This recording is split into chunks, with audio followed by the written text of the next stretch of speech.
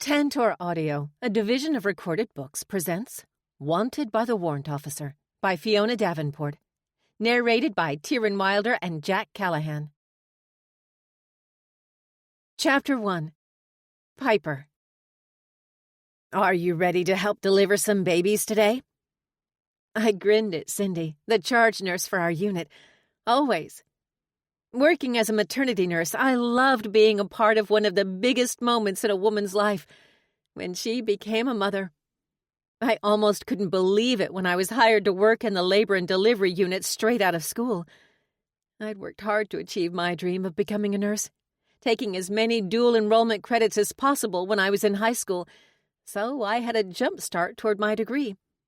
Then, when I was in college, I took a full course load every semester, including over the summers, and graduated with my bachelor's in nursing when I was still a few months from my 21st birthday. I took the NCLEX test to get my state nursing license as soon as possible after graduation, but the 45-day wait felt like forever. Then, even though I'd paid extra to get my preliminary results, I had to cool my heels for the next 6 weeks before the official score came in the mail.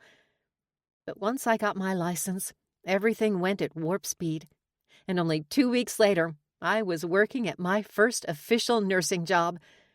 Cindy asked me the same question that day and every time I clocked in since then, and my answer had always been the same. Good. She arched her brow and sighed. Because the shift before us was slow, and you know what that means. I groaned and shook my head. It's probably all my fault since this is my last shift before 8 days off. Of course we're going to be super busy. We've got to wear you out properly before you enjoy your time off. Cindy grinned at me. Do you have any big plans?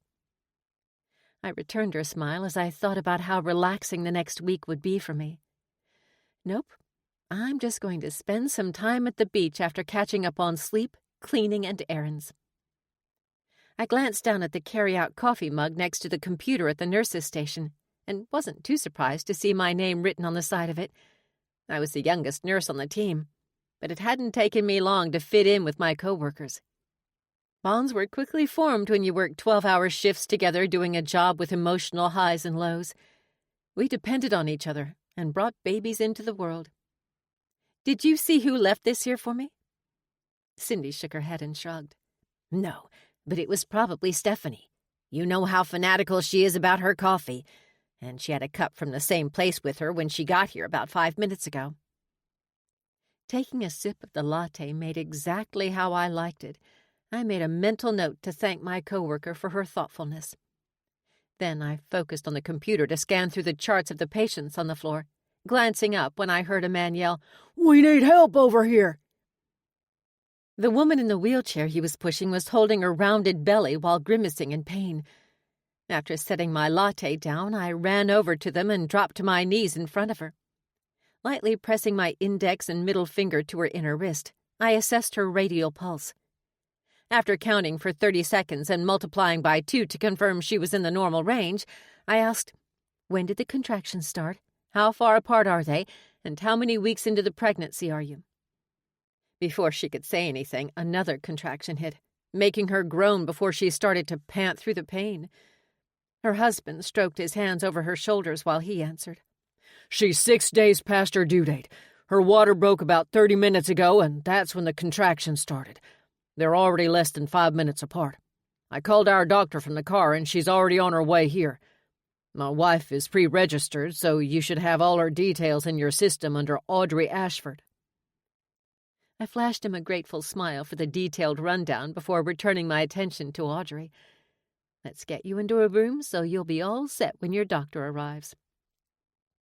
As I got to my feet, another man rushed through the doors and called out, "Everything okay, Merrick?" When I looked up, my years of training and months of experience flew out of my brain at the sight of the guy striding toward us. There was something compelling about him, and it wasn't just his incredibly good looks. I felt trapped in place by the intensity of his blue eyes.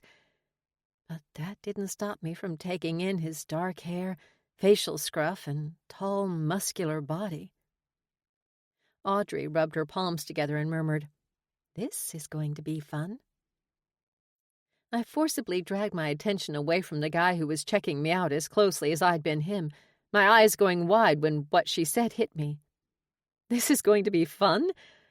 I don't think I've ever had a patient describe giving birth quite like that before. Usually they're asking how quickly we can get them an epidural once the contractions are as close together as yours are. Merrick rounded the wheelchair and nudged me out of the way, worry shining from his dark eyes. Do you need meds, kitten? Because I'll make sure they give them to you now if you're in too much pain. My heart melted over how sweet this big guy with a dangerous air was treating his wife. I had no doubt that he'd do whatever it took to make the birthing process go as smoothly as possible for her. Patting his hand, Audrey smiled and muttered, I'm sure I'll be fine until we get to the birthing suite, which is where I'll take you right now. I eyed the other guy up and down one last time before moving to the back of the wheelchair to push my patient toward the elevator, since the labor and delivery suites were up one floor. Bending low, I whispered, Who's hottie number 2? I jumped a little when the man in question answered from behind me, A friend of the family. Like I said, Audrey whispered back, this is going to be fun. Cindy had been right about how my shift was going to go. We ended up having 10 births, 3 of which were triplets that Stephanie was helping with, so I never had the chance to thank her for the latte that helped get me through the day, with an additional 7 expectant mothers in varying stages of labor. The hours went by in a blur, but one thing that stood out to me was my completely inappropriate flirtation with Deacon. He stayed in Audrey's birthing suite for most of the first 8 or so hours until her active labor progressed to the point where she was ready to push. He did a great job keeping Merrick distracted, bringing him drinks and a snack, and taking the blame when Audrey got pissed that her husband was eating in front of her when she wasn't allowed to have anything. But what struck me the most happened at the end of my shift when I rounded on each of my patients before leaving.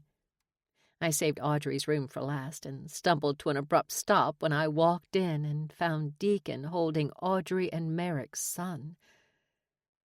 Cohen looked so tiny being held against Deacon's broad chest, swaddled in a blue blanket. Deacon swayed back and forth, his gaze riveted on the baby's face as he whispered, Look at you, little buddy. It's a good thing you got your mommy's looks, huh? The girls are going to go crazy over you and West when you guys get older. Merrick grumbled something not fit for a baby's ears and stalked over to take his son out of his friend's arms, but Audrey just giggled as I walked toward her to check her vitals. As I noted everything in her electronic chart, she jerked her chin toward where the men stood. Deacon looks good with a baby in his arms, right? I nodded as I glanced at her friend, my cheeks filling with heat when I realized he was staring straight back at me. Merrick strode back over to his wife, dropping down onto the seat next to the bed and glaring over his shoulder at Deacon. You can head out if you need to grab a bite to eat or something. Deacon winked at me before grinning at his friend. Don't be jealous just because your wife thinks I'm hot. If looks could kill, Deacon would have dropped on the spot with the laser beam shooting from Merrick's eyes.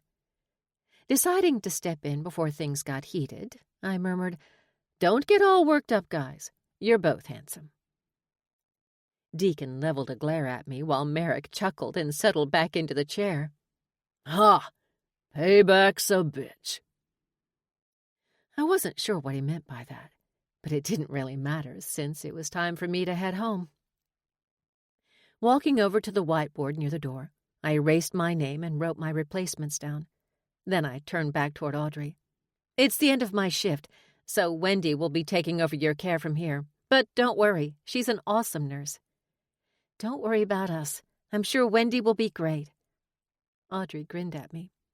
Will we see you again before they spring Cohen and me? Nope, sorry. I shook my head. My next shift isn't until later next week.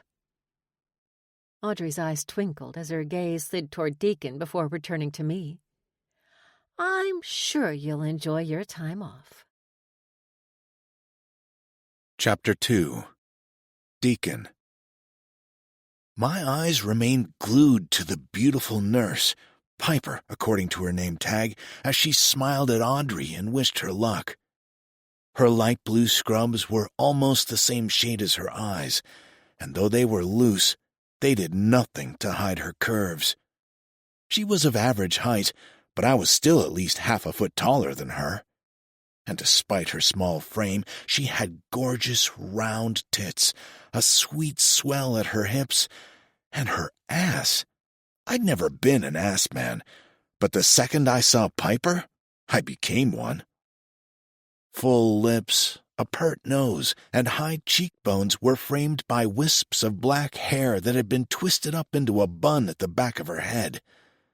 By the thickness of the twist, I surmised that her hair was long, and I kept picturing it spread out over my pillow. It had only taken a moment for me to know that Piper was mine. The fact that she clearly lived in L.A. didn't give me a moment's pause. We'd work it all out. But first, I had to convince her that I was her future. With a last lingering glance in my direction, she strode out of the hospital room. "Congrats, guys," I said distractedly as I started toward the door. "I'll catch up with you later." Audrey giggled. "We won't wait up." A wolfish grin spread across my face. Good call. Then I was in the hallway, looking both directions until I spotted a perfect ass and the sexy sway of Piper's hips as she went around a corner. I jogged after her and found her behind the nurse's station writing on a clipboard before handing it to another woman in pink scrubs. "I know you want to relax on your week off," she said to Piper, "but try to have a little fun, too." My smile widened. I would make sure she had plenty of fun. I wanted to get to know her, but fun would definitely include multiple orgasms. "Piper?"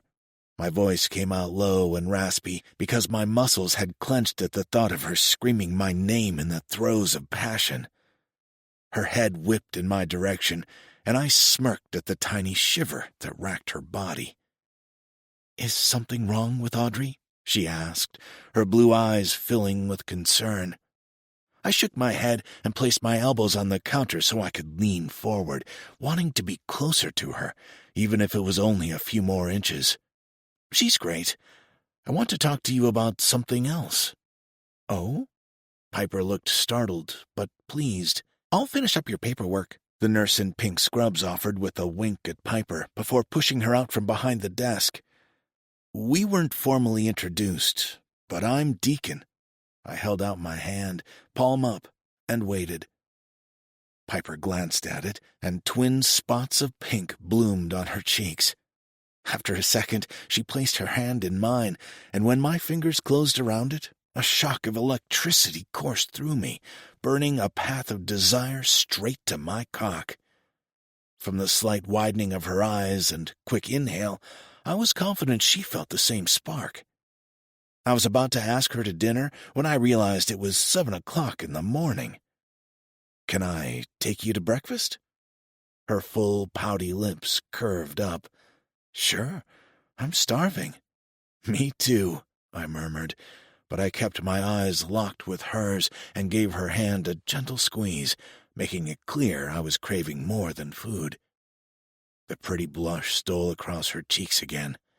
I just need to grab my purse," she cut off when a red bag was suddenly shoved into her arms. "I guess I'm ready to go," she sputtered with a laugh.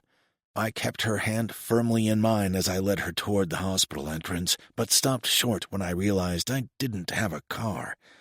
I'd driven Audrey and Merrick to the hospital in their vehicle, and my truck was back at their place. "Shit," I grumbled. "What's wrong?" Piper's expression had fallen, and I smiled ruefully to let her know she wasn't the problem. "I don't have a car with me, which kind of throws a wrench in my plan to whisk you away." Piper laughed, and for a moment I was mesmerized by the melodic sound.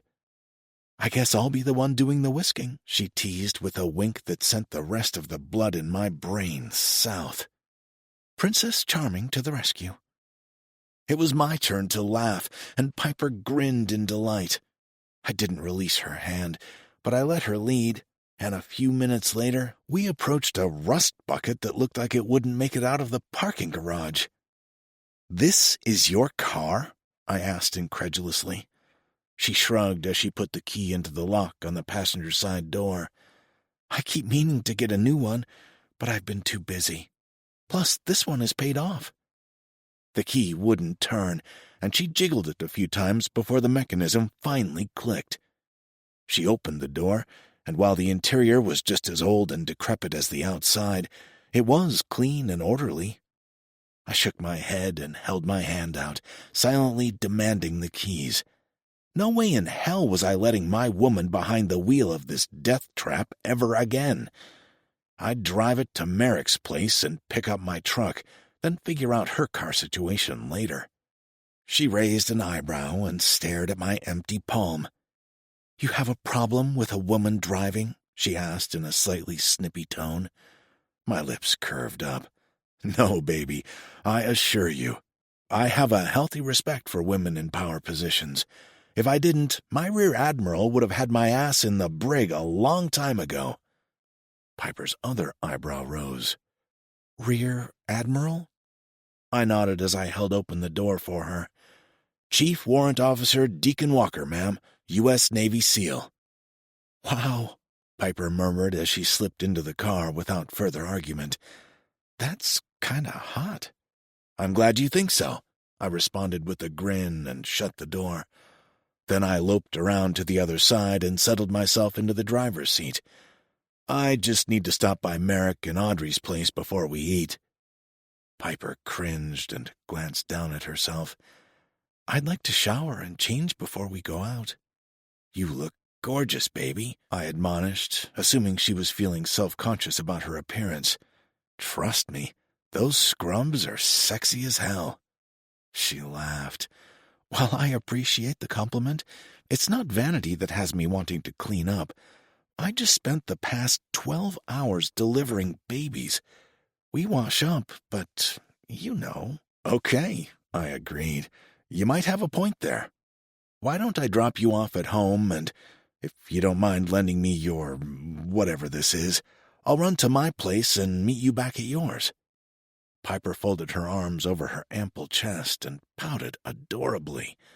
"Stop making fun of Betsy. She's been my trusty companion since high school."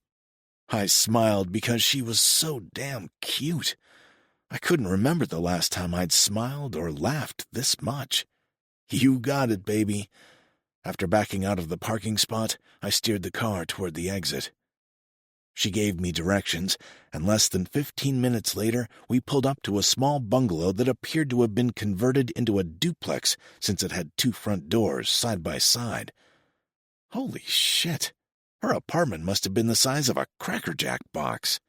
Good thing I had a sprawling ranch just outside San Diego with plenty of room for a big family. It had been my grandfather's, then my father's, and I'd taken over when my parents retired a few years ago. Thankfully, they lived in town and kept it running whenever I was deployed.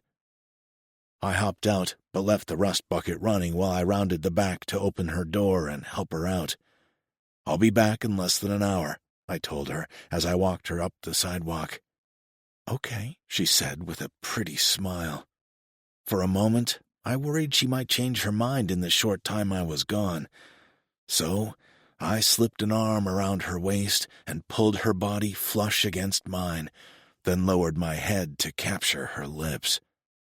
Sparks burst between us, and shockwaves of lust pulsed through me. I couldn't stop myself from urging her mouth open with my tongue, then sweeping inside to explore.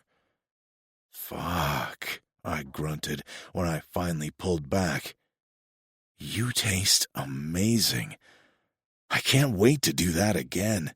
"Then hurry back," she quipped breathlessly. I turned her around and waited for her to unlock the door, then gently pushed her inside. Reluctantly, I left her with a pat on her tight, round ass. Despite the jalopy that had no zip, I made the 20-minute drive to Merrick's in 10. I parked the car at the curb and locked it before jogging inside to grab my duffel bag. then I made my way out to my truck.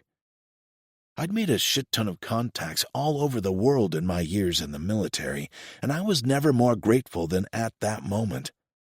I didn't want to bug Merrick and Audrey, so I called another friend who lived locally. He was Special Forces, but we'd grown up together, so I forgave him. We'd made plans for lunch in a few days, so I knew he was in town, assuming a mission hadn't come up unexpectedly. "Yo, sailor," Jasper answered. "I have to cancel lunch, and I need a favor," I said, cutting right to the chase. "Hello to you, too," he responded dryly. "Does your brother still own car dealerships?" "Yeah." "There's a shit junker parked outside Merrick's house. I want it to disappear, and I'm hoping your brother can make me a deal on something to replace it." "Sure." Jasper was quiet for a moment. Then he chuckled. "This is about a woman, isn't it?" "None of your business," I barked, feeling selfish about Piper and not wanting to share her, even if it was just a conversation with a friend. Jasper outright laughed this time. "Yeah, it's a woman. I'll take care of the old car. Anything particular you want me to do with it?" "I don't care as long as she never sees it again." "You got it. I'll have my brother text you about a new one." "Great." I almost hung up, but stopped at the last second, realizing what a dick move that would be. "Thanks." "You're welcome. And don't be surprised if you can't talk Corey into letting you pay for the new car." I frowned as I pulled up to the curb in front of Piper's house. "Why the fuck not?" I growled. "You know why," Jasper muttered before hanging up. I did know, but I'd spent the past 5 years telling him he didn't owe me. Jasper's brother, Corey, was a billionaire who owned businesses all over the world. I'd risked my career to help Jasper rescue him after being taken hostage, but I'd never seen it as a favor that needed repaying. However, when it came to Piper, I'd do whatever it took to keep her safe, and if that meant swallowing Corey's gratitude, then that was what I'd do. Piper's door was unlocked, and I gritted my teeth as I pushed it open. We would definitely be having a talk about that. Her apartment was as small as it looked, with a tiny living room and kitchen and 2 doors to what I presumed were a bedroom and bathroom. She was standing at the sink and turned to smile at me as I entered. Her long hair was in a ponytail, and all the dirty things I could do while my hand was wrapped in it came flooding to the forefront of my mind. Her shorts were modest by LA standards, but I still didn't like how much leg was on display. I frowned, but when I glanced at her face and saw her narrowed eyes, I cleared my expression and smiled. "You look gorgeous, baby." "Are you sure?" She cocked her head and studied me. "You didn't look so happy a second ago." I sighed. "I can't help it if I want to keep your sexy body all to myself."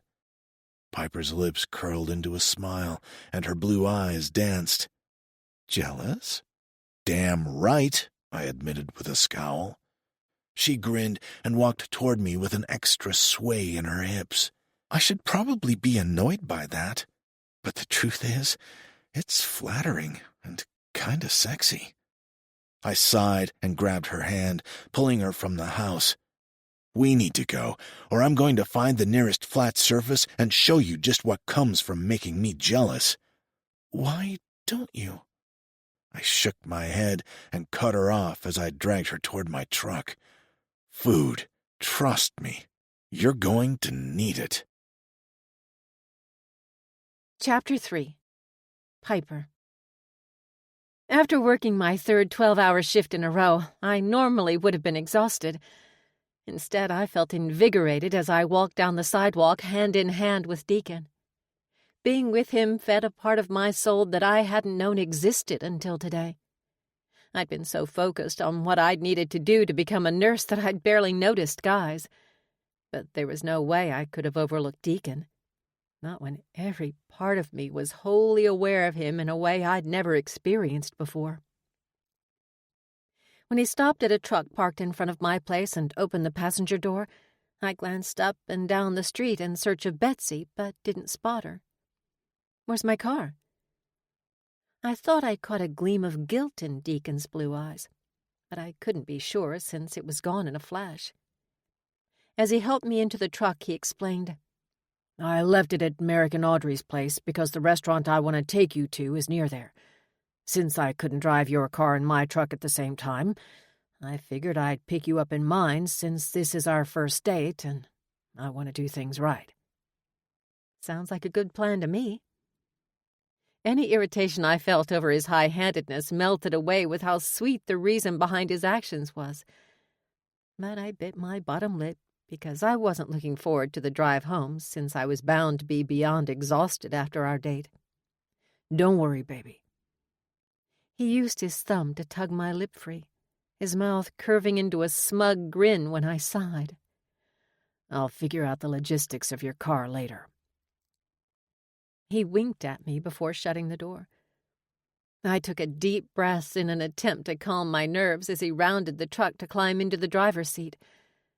After he started the engine and pulled away from the curb, he reached out to twine our fingers together. "Tell me all about you." "Everything?" I twisted in my seat to face him. Laughing softly, I shook my head. "Covering 21 years is a lot of story to tell, even though I'm going to guess that my life has been boring compared to yours." "How about you start with what you love about being a nurse?" he suggested. "Pretty much all of it." He'd picked my favorite subject, and the drive to the restaurant flew by as I shared some of my favorite stories. When we arrived at a cute diner I'd never been to before, he slid into the same side of the booth as me. Then he waited until the waitress, who looked old enough to be my grandmother, had taken our drink order to ask, "Is it what you've always wanted to do? Or did you dream of something else when you were a little girl?" "No. As soon as I was old enough to understand what nurses did, it was my only dream. Up until now, I'd done most of the talking, and I really wanted to learn more about Deacon. How about you? Did you always want to be a SEAL?" "Yeah, much to my parents' chagrin." He chuckled and shook his head. "When I was in 7th grade and announced that I was going to join the Navy as soon as I graduated high school, they thought it was a phase I'd grow out of. They weren't too happy with me when I met with a recruiter the day I turned 18. I still had another 3 months to go before graduation, but I wanted to make sure I was as prepared as I could be for boot camp." Before I could ask anything else, the waitress came back with a pot of coffee. After filling our mugs and taking our orders, cinnamon pancakes with cream cheese frosting with a side of crispy bacon for me, and an egg white omelet with a side of fruit for Deacon, the waitress wagged her brows at me and headed back toward the counter. Startled laughter bubbled up my chest, and I fell against his side while I laughed. Deacon had been looking at me, so he hadn't seen what the waitress did, which only made the whole thing more hilarious. When I finally pulled myself together, I explained what happened. Then when the waitress returned with our meals, I had to stifle a giggle at the way he side-eyed her. Looking between the plates she set in front of us, I shook my head at the difference in what we ordered. "Do you always eat so healthy?" A glint of mischief in his gorgeous eyes was my only warning before he lifted the hem of his shirt to reveal his six-pack abs. "A body like this requires the right fuel." "Uh-huh." I squirmed in my seat, trying to relieve the ache between my legs as my gaze darted back to the meal I'd ordered. Unfortunately, my sweet tooth gets in the way whenever I try to diet. "Hell no. The last thing you need is to go on a diet. You're hot as fuck just as you are." He dropped his shirt, any hint of humor draining from his eyes. His hand went to the back of my neck, gripping it a moment to punctuate the point he was making, before he slid his palm down my spine to squeeze my butt. "And it'd be a damn shame if you lost this perfect ass. Any time you walked away from me at the hospital, I couldn't keep my eyes off it." "Well then." My cheeks heated, but from desire instead of embarrassment. "I guess I won't worry about my weight when I'm around you." He nudged my plate closer to me. "That's right. Eat up so you can keep those killer curves, baby. Since I'd only had a salad during my break, I was starving. So that was what I did, barely stopping myself from licking the plate when it was empty because of how delicious my pancakes were. Great job picking the restaurant. That was amazing. I'm glad you liked it. He dropped a couple of 20s on the table and then slid out of the booth, tugging on my hand to help me out. But I better get you home before the food coma hits and you fall asleep. As tired as I was, I still didn't want our date to end. I hadn't thought much of it when Audrey had told me how lucky they'd been that Deacon was visiting since he'd been available to drive them to the hospital. But now I was worried about falling for a guy who didn't even live here. The nearest naval base was about a 2-hour drive away, and I'd been afraid to ask if that was where he was stationed. Because if not, then the odds of me ever seeing him again would go way down. After our amazing date, it was time for me to pull up my big girl panties. And my figurative ones were just as thoroughly drenched as my literal panties, and voice the questions I'd avoided until now. How long will you be in L.A.? Deacon waited until he reversed out of the parking spot and was holding my hand again before he answered. I was only planning to stay until tomorrow, but my leave doesn't end for another week. And since you've got all that time off, too, I'd like to stay until I have to hit the road to make it back to base in time for PT my first day back. I squeezed his hand. That sounds perfect to me. I didn't have any plans for my staycation, and I'd love to spend it with you. Good. Then that's what we'll do. We were quiet for the rest of the drive to my place, but it wasn't an uncomfortable silence. Nothing needed to be said since just being near Deacon felt good. Right. But what felt even better was when he undid my seatbelt after parking in front of my place and pulled me onto his lap to claim my mouth in a deep kiss. By the time he was done, the windows of his truck were fogged, and my body yearned for more. I could barely see straight when he lifted me out of the truck and walked me to my door. And even though I'd never slept with anyone before, I definitely wasn't ready for the night to end when he nudged me through my doorway. Turning around, I twined my arms around his neck. Don't I get a goodbye kiss? Fuck, baby. You're going to be the death of me. His palms cupped my cheeks as he whispered, I'm trying to be a good guy here. I didn't ask you to be good. I inched up to my toes so our lips were closer. I asked for another kiss. His thumbs trailed down my jaw, sending shivers down my spine. Desire burned in his blue eyes as he lowered his head to give me what I wanted. His tongue trailed over the seam of my lips, teasing me before it finally swept inside to tangle with mine. One of his hands dropped down to grip my butt while the other held my face in place for his deep, wet kiss. When he finally ripped his mouth from mine, his chest heaving as he dragged air into his lungs, some of the sensual fog cleared from my brain. I started to worry about what he'd think of me. I need you to know that I don't do this. I can't even remember the last time I went on a date. The jealous gleam in his eyes sent a thrill down my spine, but it accomplished what I wanted, snapping the remainder of his control. Chapter 4. Deacon. Something primal inside me roared to life. I loved knowing she hadn't been with anyone for a long time. I still wanted to hunt down everyone who ever thought they had a chance with her and beat them to a bloody pulp. However, there was also an innocence about her that had a theory forming in my mind. And fuck, if I was right, I'd never be able to walk away right now. Are you a virgin, baby? Her cheeks bloomed crimson, but she didn't shy away. I loved how confident she was. Yes. Does it change your mind about staying? Absolutely not, I told her firmly. Maybe it makes me barbaric to be so turned on by the fact that you're untouched, but I honestly don't give a fuck. It's hot as hell to know I'll be the only man who's ever tasted you, moved inside you. I slammed my mouth down over hers and boosted her up with both hands on her ass. Her legs went around my waist, and I stumbled across a small living room, only pausing when I reached the 2 doors I'd clocked earlier. The one on the left.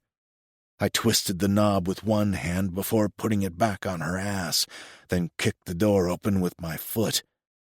As I suspected, the bedroom was barely bigger than a closet. However, it served my purpose since we were at the bed in 2 steps. I set her on the ground and reluctantly released her lips, but only long enough to grab the hem of her shirt and drag it up and off over her head. It fell to the ground unnoticed as my eyes landed on the swell of her ample tits. A breath caught in my throat as they bounced slightly from her erratic breathing. My mouth watered at the thought of sucking on the hard peaks poking through the thin fabric of her bra. Fuck, you're gorgeous. Your turn, she said with a wink as she removed my shirt and threw it somewhere behind me. As soon as it was off, her hands were on my chest, exploring the grooves and smattering of chest hair. Her fingers left a trail of fire behind them, and it streaked straight to my dick. I'd already been hard as steel, so I couldn't believe it when I swelled even more.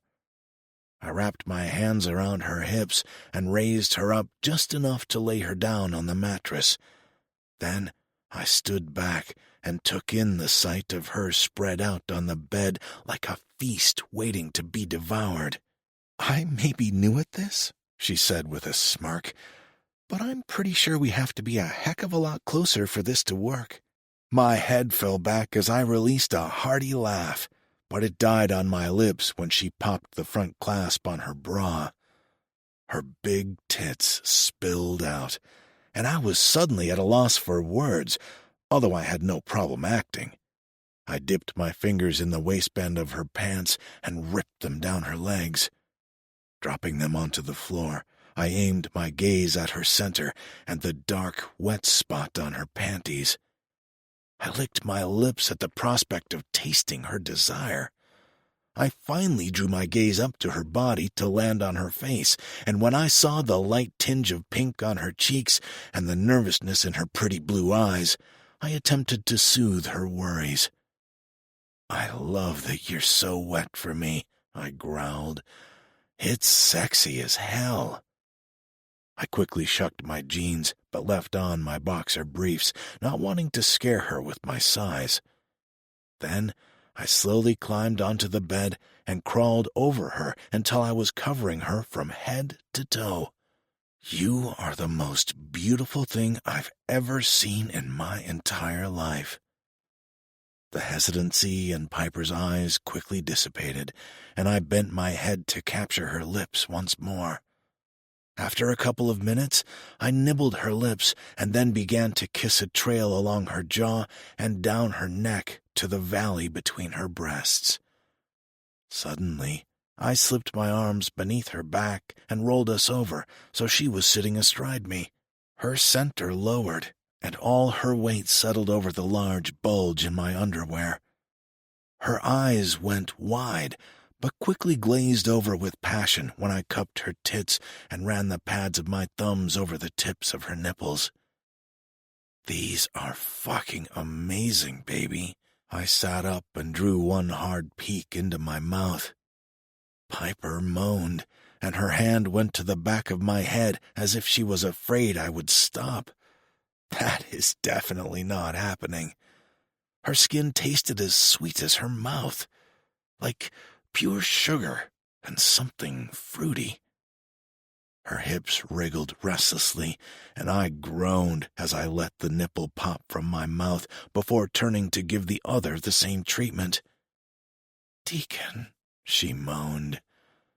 Holy shit. Hearing her say my name like that nearly had me coming like a teenager during his first makeout session.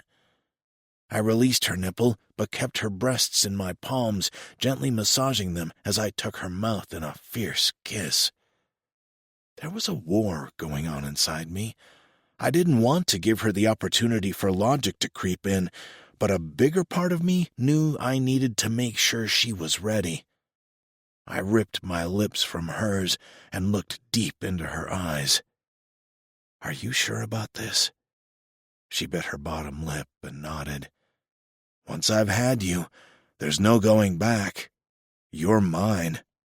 Piper's lip popped out from between her teeth, and she scooted closer, bringing her pussy a little snugger against my erection. "I want you," she whispered, and I could see the sincerity in her blue pools. Once again, I flipped us over, then resumed kissing my way down her body. I stopped at the line of her panties and put a kiss just above the material before I grabbed them in the center and ripped them from her body. Fuck. Her lips were pink and glistening with her arousal. Tell me this is all for me, that no one else has ever tasted this pussy. When Piper bit her bottom lip, I reached up and tugged it out for her. The only one who bites that lip is me. She blushed adorably. "It's all for you," she murmured, responding to my earlier demand. Dropping my head, I ran my nose along her mound and inhaled deeply. "So fucking delicious," I grunted, before parting her lips with my thumbs and giving her one long lick from top to bottom. She cried out, and her hips bucked, filling my mouth with her pussy. I'd never get enough of her taste. As I worked her with my tongue and teeth, I felt her hold on me tightening. I was not a man with many vices. Being in the military, particularly black ops, meant being adaptable and in control at all times. But I instantly knew that Piper was my addiction, and I would always fight a nearly uncontrollable need to taste her, fuck her, to just be near her. Her cries escalated as I devoured her, and once I'd worked a finger into her tight pussy, it wasn't long before she fell over the edge. Her muscles rippled and pulsed as her climax tore through her. I couldn't wait another second. I needed to be inside her. I was dying to feel her coming on my cock. But the snug fit also served as a reminder that I needed to take my time with her, prepare her, so she didn't experience more pain than was necessary. Keeping that in mind, I pushed aside my raging need and worked yet another orgasm out of her, this time managing to fit 2 digits into her channel. They weren't nearly as big and long as my dick, but she was absolutely drenched, and I'd stretched the muscle enough that I was confident she'd be able to take me. I climbed off the bed and shoved my boxer briefs down my legs before kicking them off. Piper gasped, and when I looked at her face, she was staring at my dick with her plump lips forming a little O. I groaned at the images that provoked and stroked myself, trying to calm down. "I don't, think you're going to fit." With a soft smile, I moved back onto the bed and lowered myself so we were skin to skin from chest to feet. "Do you trust me, baby?" She nodded immediately, and it made me even more determined to make this good for her. "I don't understand it, but somehow I just do." I kissed her, a sweet, slow melding of our mouths while I rocked my hips into the apex of her thighs. When she began to writhe beneath me, breaking the connection of our lips, I shifted until the tip of my cock teased her entrance. "It's going to hurt," I warned her, my tone filled with regret. "But I promise to make it up to you." Piper nodded and blinked a few times, as if trying to clear away the fog of lust, but her trusting gaze showed through it. Capturing her mouth in a searing kiss, I plunged inside her, seating myself completely in that one thrust. Piper gasped into my mouth, but I swallowed the sound as I did my best to take her mind off the pain. Remaining still while she adjusted to my size was difficult, especially with the way her pussy clamped around me. "Holy cow," she breathed a few seconds later when she ended our kiss. "Are you all right?" I rasped. "I didn't think it would work," she admitted. She moved her hips experimentally, and I groaned, dropping my face into the crook of her neck. "You've stretched me to a point where it should be painful, but instead, I just feel full and desperate for you to move." "Thank fuck," I breathed against her skin. I retreated a few inches before gliding back in, and a little cum leaked from my dick when she moaned, "Oh, Deacon." "I fucking love when you say my name like that," I growled. "More." This time, I pulled out almost to the tip before sliding home. I kept a slow and steady rhythm, trying to be gentle. However, Piper was having none of that. "Faster, Deacon. Please. I can't take it." Willing to give her anything she asked for, I sped up my pace. "Harder," she whimpered. Her plea shattered my control. I gripped her wrists and held them above her head as I dug my toes into the bed for leverage. Fire raced through my body as I began to pound in and out of her, my balls slapping her ass each time I bottomed out inside her. "Fuck," I grunted. "Your pussy is so damn tight, baby. I don't think I can last much longer." Her core clenched, and I shouted at the blissful sensation. "Deacon, oh yes, I'm close," she whispered raggedly. "Come, baby," I demanded. I kept her wrists locked in one of my hands and moved the other between us to stimulate her clit. "Oh, fuck. That's it, Piper. Come and milk my cock of everything I've got. Fuck." Piper's head dropped back, and she screamed my name as her climax ripped through her. The feel of her coming on my dick and her muscles gripping me like a vice set off a series of explosions inside me. "Oh, fuck, Piper. Fuck, yeah. Fuck." I'd never experienced anything so incredible. It was like embarking on an adventure and coming home all at the same time. When I'd told Piper she would be mine once I had her, I didn't stop to think about how the same was true of me. I was hers as much as she was mine, and no matter what happened next, we'd face it together, because I was never giving her up. Chapter 5. Piper. Deacon and I spent the rest of the day in bed, making love several times between naps and eating whatever food I could scrounge up from my kitchen. By the following morning, I'd had more orgasms than I ever thought possible, and was sore in places I didn't know existed. A low groan rumbled up my chest as I rolled over, stretching my arm out to the other side of the bed in search of Deacon's muscular body. When I encountered nothing but cold sheets, I pried my eyes open and called out, "Deacon?" My question was met with silence, making me frown. I rolled off the mattress and snagged a tank top and pajama shorts from my dresser. After tugging them on, I padded into the living room but found no sign of Deacon. Flinging the door open to see if his truck was still at the curb, I spotted something colorful at my feet. I bent low to pick up the bouquet and lifted them to my face, breathing in their fragrant scent. "Aw, my man is so sweet." I headed into the kitchen to put the flowers in water, grumbling a little to myself when I couldn't find a note tucked into the stems. But my frustration disappeared when I saw a white note card with dark masculine lettering scrawled on it leaning against the coffee machine.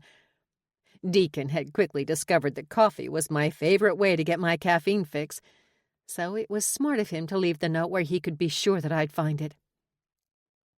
After setting the flowers in the sink, I went over to read what he'd written. "Ran out to grab provisions. Be back soon, Deacon." The note was simple and to the point, but that didn't stop me from tucking it into a drawer as a keepsake. Then I trimmed the stems from the flowers, put them in a vase, and set them in the center of my small dining table. When that was all done, I heard the rumble of the engine from Deacon's truck out front. I headed outside, planning to thank him for the flowers and help bring in the groceries. But I came to an abrupt stop on my doorstep when he strode over to shake hands with a guy climbing out of the driver's seat of a four-door sedan parked behind his truck instead of walking toward me. The guy handed him something before jogging toward another car idling in the street. When they pulled away, Deacon finally turned in my direction and flashed me a big grin. "Hey, baby." I returned his smile before asking, "How do you know that guy?" "Never met him before today." Deacon tossed a set of keys toward me, and I instinctively reached out to catch them. "He was here to drop off your car." I glanced at the shiny, brand-spanking new car parked at the curb, my brow wrinkling in confusion. Have you had any traumatic brain injuries during your time in the Navy?" "Nope." Deacon rubbed his palm over the top of his head. "I've done a damn good job at protecting my noggin. Why?" "I'm a little worried that after driving Betsy from the hospital all the way here and then to your friend's place, you think that car—" I pointed at the luxury vehicle that cost more than my rent for an entire year— even remotely resembles mine beyond having 4 tires and a steering wheel." "Yeah, about that. I have some bad news." I moved closer as he dropped the tailgate on the back of his truck. "When I stopped over at Merrick and Audrey's place to grab my stuff, Betsy wasn't there." My eyes widened.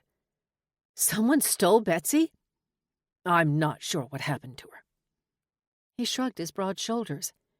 "But I couldn't leave you without a vehicle, so I called a friend whose brother owned some dealerships, and he had him send a car over for you."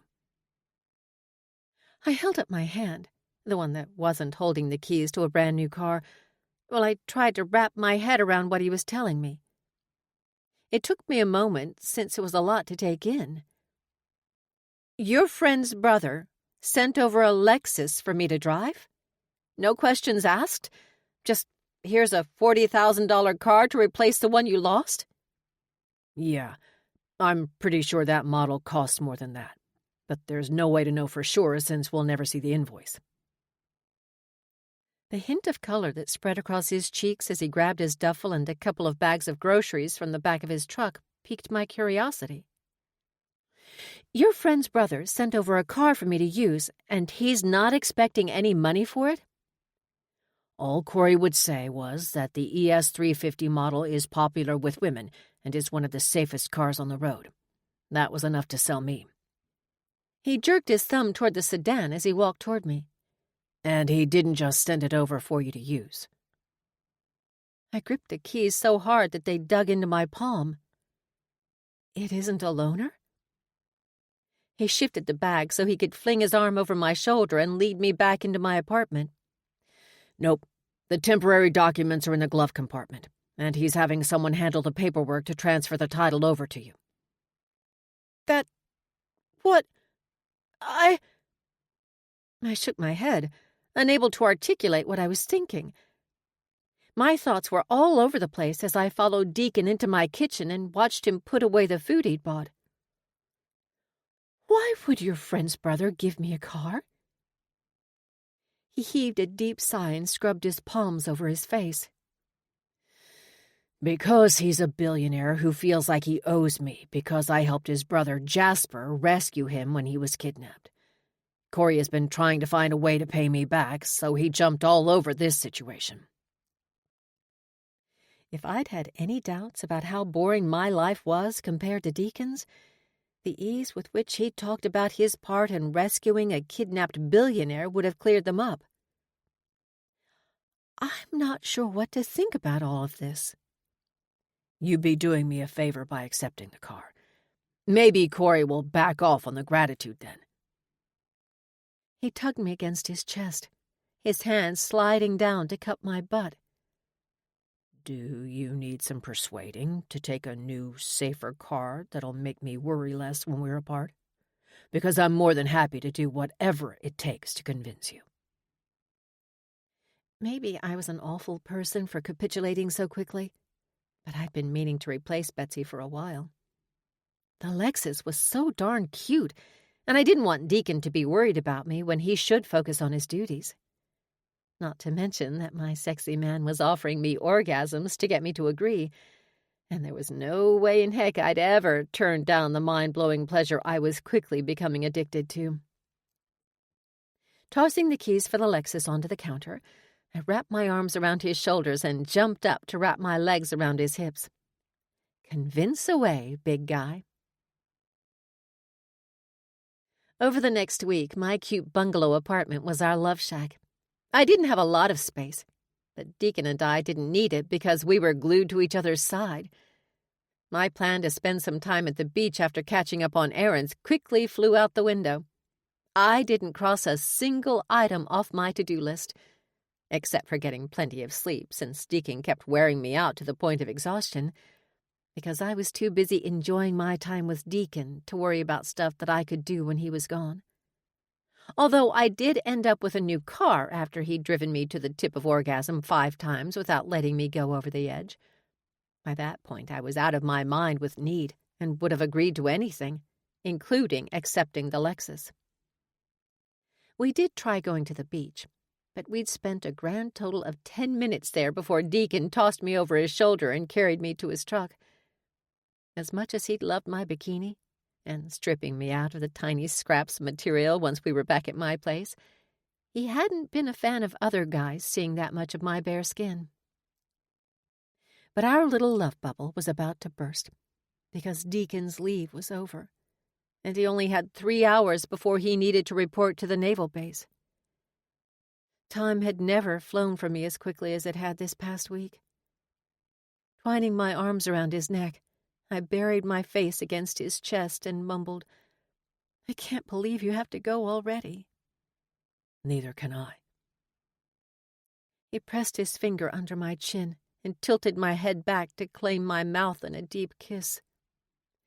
I wish I had more time, but I've already pushed my departure to the last minute. Luckily, I have what I need on base so I can head straight there for morning PT with my team.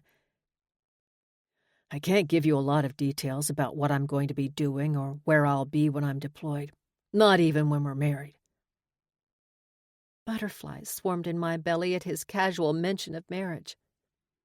But I can say that there will probably be a small amount of time when I'm unreachable soon, and I swear that you're the first person I'll call when I'm able. The last thing you need to worry about when you're on a mission is me, Deacon. I went up to my toes to brush my lips against his jaw. Just focus on coming back home in one piece.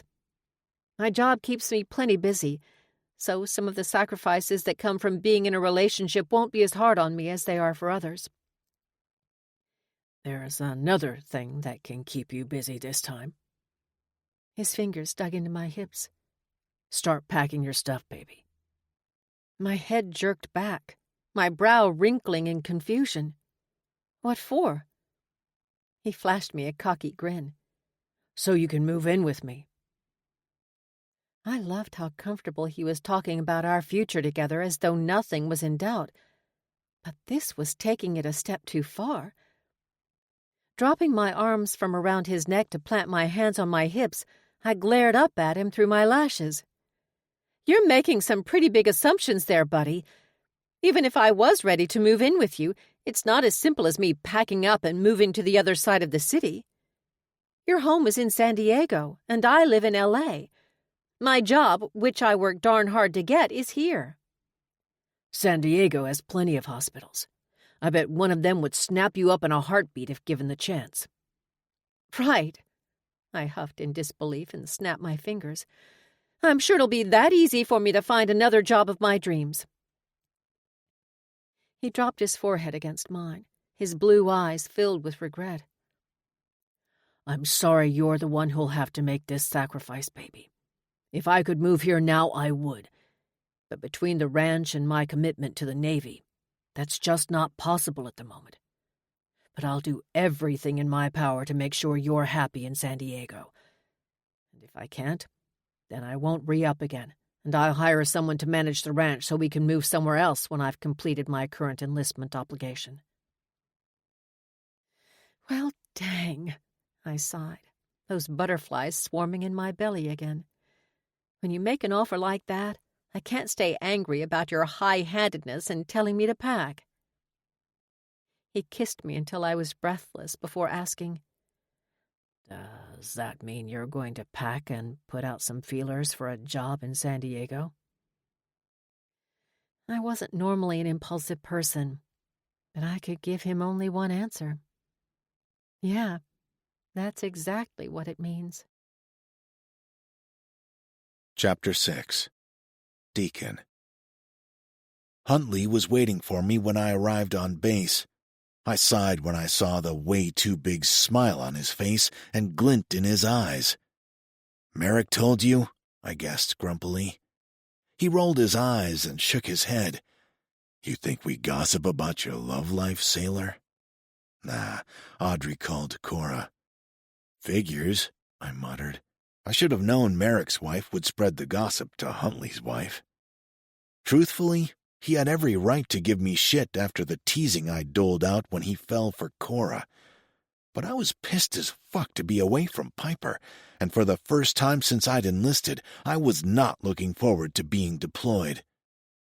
"You get a ring on her finger yet?" he asked as he fell in step beside me, heading to the training facilities. "Or are you slacking?" I threw him a dirty look. I asked my mom to leave it at the ranch the day after I met Piper, but I wasn't about to waste time on a 5-hour round trip in the car. As we approached the entrance to the building, the door swung open, and one of our other team members, Cash, stepped out into the sunshine. 4 hours, he grunted before going back inside. A man of few words, Cash was a scary motherfucker if you didn't know him. But he and Huntley had met back at the Naval Academy, and we'd been teammates since I became a SEAL. Shit. Huntley stopped in his tracks. He pulled out his cell phone and stepped away to call his wife, I assumed. He couldn't tell her when we were deployed, so I wasn't surprised by the frustrated look on his face while he waited for her to pick up. They must have had plans he'd have to cancel. It was none of my business, though, so I followed Cash inside the building. I was happy we wouldn't be waiting around for an assignment. The sooner we got our mission done, the faster I'd have Piper back in my arms. After PT, I showered and headed to the mess for lunch because I'd chosen to make Piper my breakfast. Sterling, another buddy and team member, waved me down, and I lifted my chin in greeting.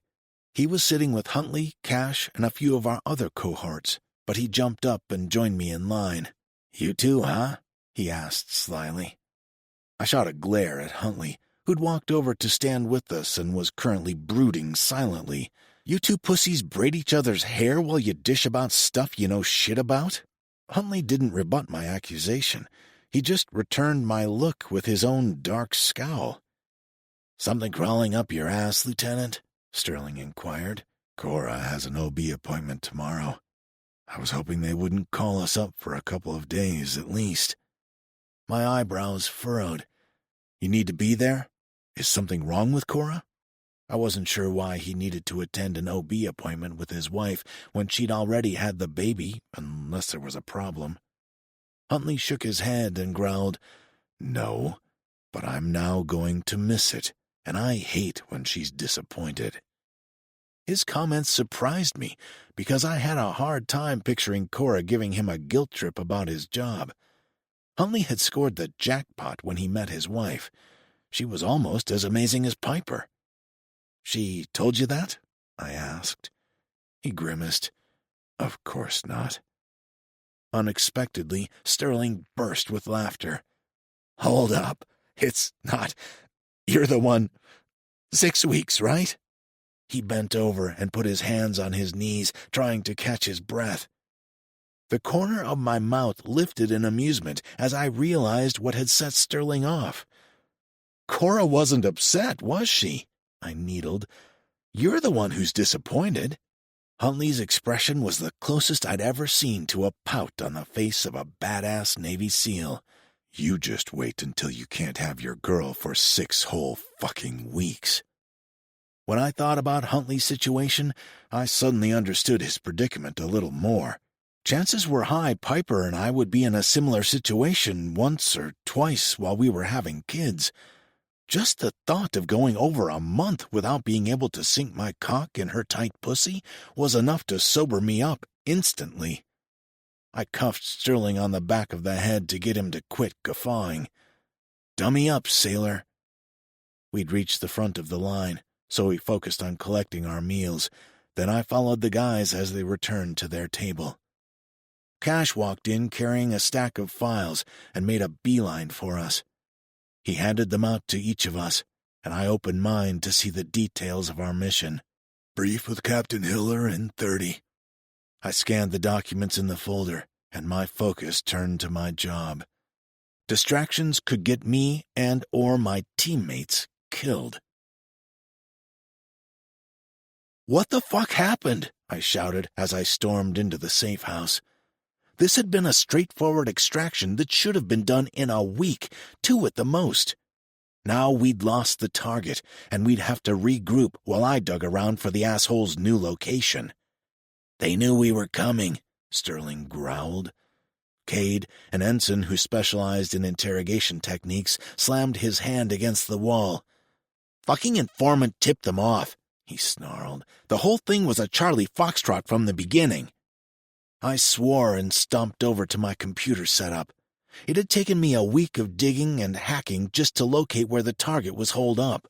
Once our local informant had confirmed it, and I'd scouted out the security in person before tapping into it from the base, I'd set up at the safe house. Getting in and out of places was my area of expertise, so I'd remained at a distance with my laptop, watching my Team 6 and manipulating the security system. Then everything went dark, and the team ran out seconds before the place blew. Huntley burst into the room, looking mad as hell. "We lose anybody?" He'd been leading the small contingent who'd gone in for the snatch and grab. Sterling shook his head. "Gunther took some shrapnel to the shoulder, but it wasn't critical. Cash took him to the medic at the nearest base. He'll be back in a couple of hours." I grunted and turned to my equipment, tuning out everything around me.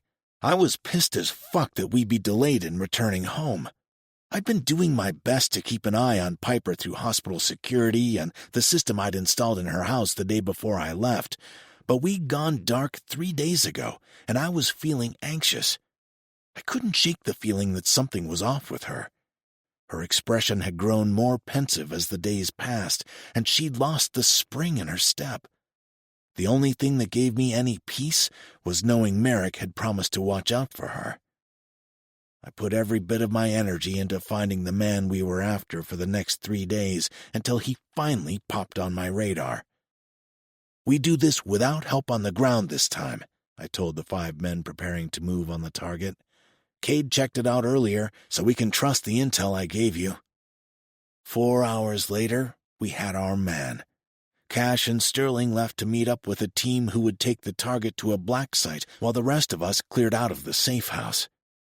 A transport was headed back to Coronado in 2 hours, and I fully intended to be on that plane. It was time to go get my girl. The next time I had to leave, she'd have my ring on her finger and my last name. Chapter 7. Piper. Are you doing okay? My head jerked up at Cindy's question. I'd been so wrapped up in my thoughts that I hadn't noticed anyone was near. Yep, I'm good. My answer was automatic, and when I realized it didn't sound very convincing, I forced my lips into a smile. My charge nurse didn't buy it, though.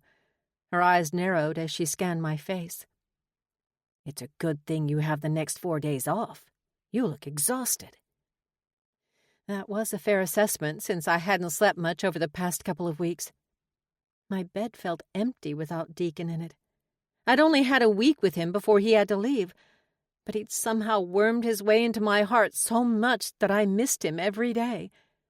He was my first thought when I woke up and the last thing on my mind when I fell asleep. As though she could hear my thoughts, Cindy pointed at me and ordered, "And if your new man comes back to town, don't let him keep you up all night. You need to sleep." I told my coworkers all about Deacon, most of whom thought I was naive for not questioning things when he disappeared as quickly as I'd let him into my life. But I wasn't sure what all I could tell them about what he did for the Navy, so I hadn't told anyone that he was a SEAL. "I mean it, Piper." She wagged her finger. "You've been too tired to give me your usual chipper answer when I ask you if you're ready to help deliver some babies at the start of your shift for the past few days. That isn't like you at all." There was something else I hadn't shared with my coworkers, and it was a bigger part of the reason I was barely getting any sleep. At first, I thought I was just imagining things because I was sad and tired. But weird things started happening only a few hours after Deacon had pulled away from my house. It was little stuff that I shrugged off at first. On my first day back, another latte was waiting at the nurse's station with "I'm the one who knows what you like" written under my name. But Stephanie wasn't working the same shift, and nobody else admitted to bringing the drink to work for me. The following day, a chocolate chip muffin from my favorite bakery down the street was waiting for me with "C" handwritten in block letters on the back under my name. At the end of the shift after that, I found a gift certificate for a massage tucked under the wiper on my windshield. I spent the next 4 days inside my house, afraid to go anywhere. I kept the curtains closed, and was even more grateful to Deacon for everything he'd done before he left. The fridge was fully stocked, so I didn't need to worry about who was going to knock on my door if I ordered delivery from the grocery store or a restaurant. And after teasing him for being overprotective, the security system he'd installed was the only thing that allowed me to feel safe in my own home. Pretending that the outside world didn't exist only worked when I didn't have to be at the hospital. As soon as I walked up to the nurse's station 4 days later, there was no avoiding the fact that something creepy was happening. The cycle repeated with my scary secret admirer leaving little gifts for me at the start of each of my shifts for the next 3 days, and me holing up at my house again on my days off. I was tempted to confess everything to Cindy, but I didn't see how it would do any good. The notes had started getting creepier, so I'd finally broken down and popped in to speak with hospital security about the gifts 2 days ago.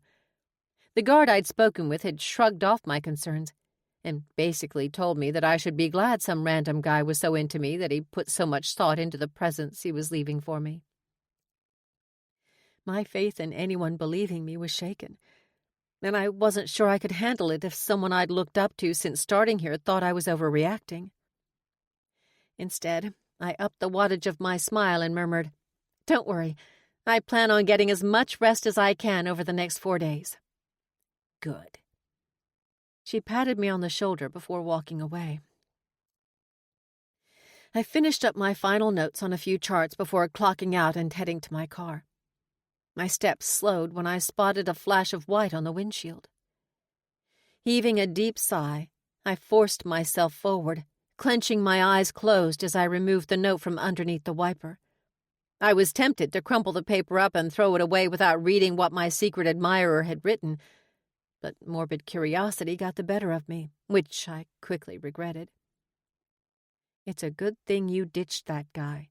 Now we can finally be together, soon. I couldn't keep my head in the sand any longer. I needed help, the kind that the hospital security couldn't give, even if I could get someone there to pay attention to the problem. After briefly considering a trip to the police station, I decided to give Merrick a call. Deacon had programmed his number into my cell phone and told me to call him if I needed anything while he was out of contact. If I couldn't go to my man with my problem, then reaching out to his friend was the next best thing. I wasn't sure what Merrick did for work now, but as a former Navy SEAL, he had to be better equipped to handle this situation than I was. After checking the back seat and trunk of my car to make sure nobody was hiding back there, I climbed into the driver's side, slammed the door shut, and quickly engaged the locks. Yanking my phone out of my purse, I pulled up Merrick's number and scanned the parking garage while I waited for him to pick up. After 4 rings, I was starting to worry he wasn't going to answer. Then the call connected and he growled, "Ashford." I heaved a deep sigh, filled with relief at the sound of his voice. "Hi, Merrick. It's Piper Amherst, one of the nurses who helped with Cohen's birth." "Yeah, I know who you are." I heard a baby crying in the background. "Deacon's woman." As much as I loved that Deacon had talked to his friend about me, I felt horrible calling. "I'm so sorry to bother you.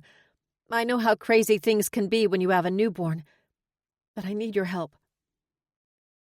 He must have covered the phone because I heard the muffled murmur of his deep voice and then the sound of a door closing before he asked, "What's going on?"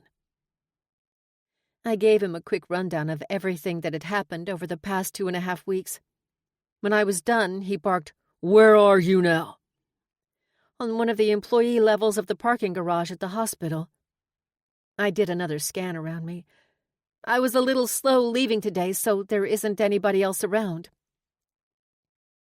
There was a tapping noise in the background that sounded as though he was typing on a keyboard, and then he said, "I don't see anything suspicious in the garage, but I don't like the idea of you being somewhere this guy knows where to find you." I didn't want to know how he could see me, so all I said was, "Okay." "Do you have any cash on you?" I rifled through my purse to make sure the emergency stash I kept in the zippered pocket was still there. "Yeah." "How about a change of clothes?" "Yep. I keep a bag in my trunk in case I need to change out of my scrubs before heading home." "Perfect."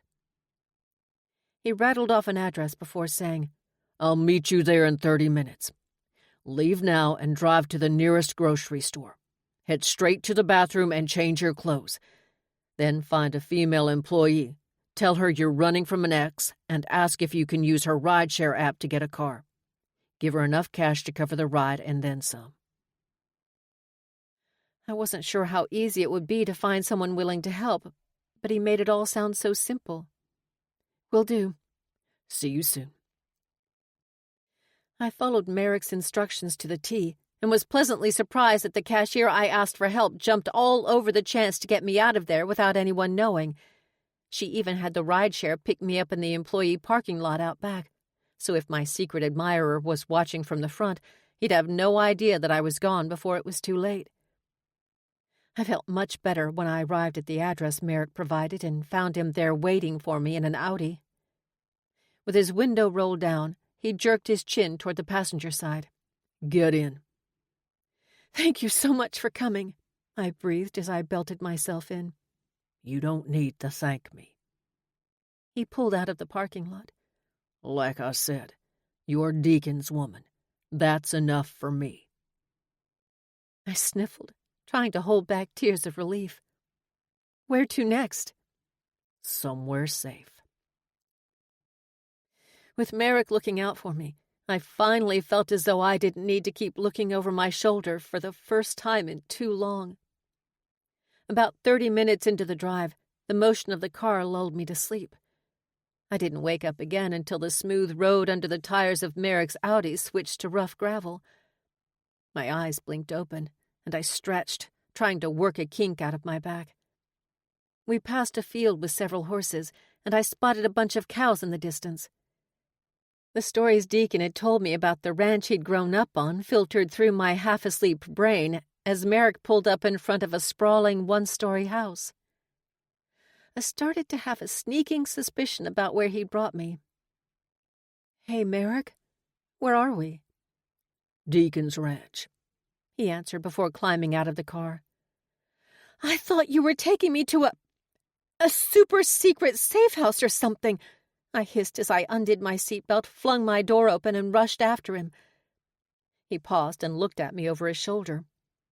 "I told you I was taking you somewhere safe. Deacon would want you here, and you'll be out of harm's way. Seemed like a no-brainer to me."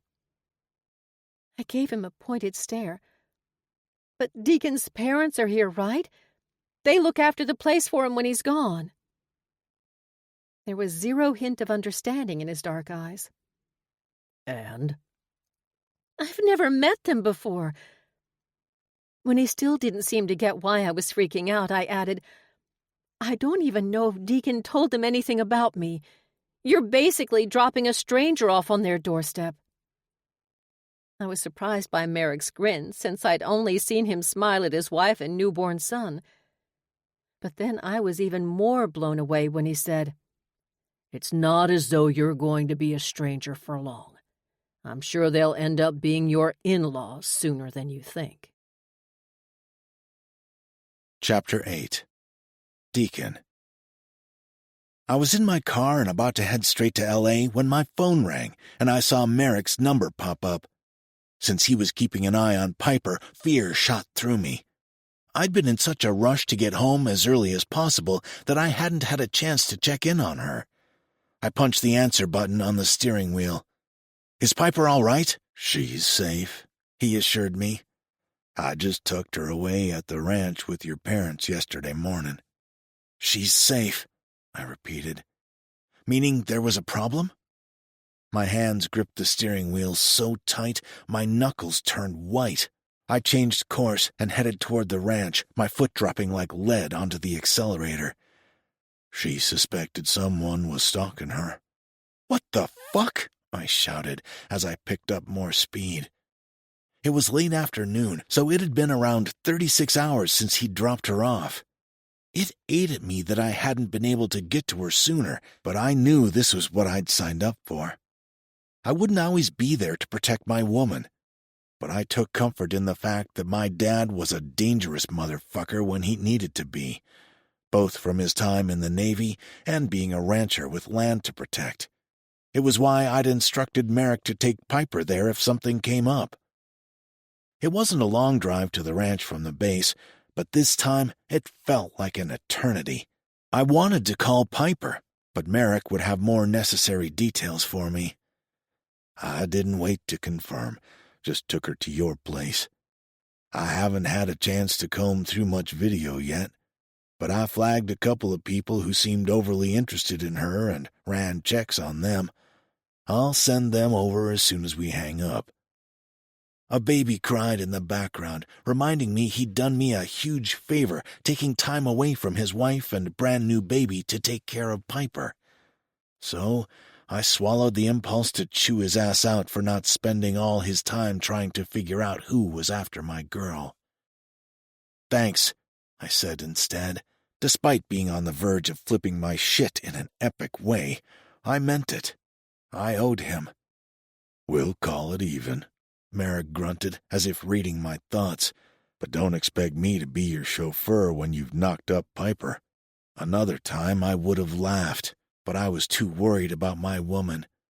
The gravel road at the entrance to the ranch came into view. Gotta go. Let me know if you need anything else. Hoo-yah, I replied. I drove down the road a little faster than normal, leaving a cloud of dust and rocks in my wake. But I slowed near the door so the truck didn't slide dangerously and risk injuring myself.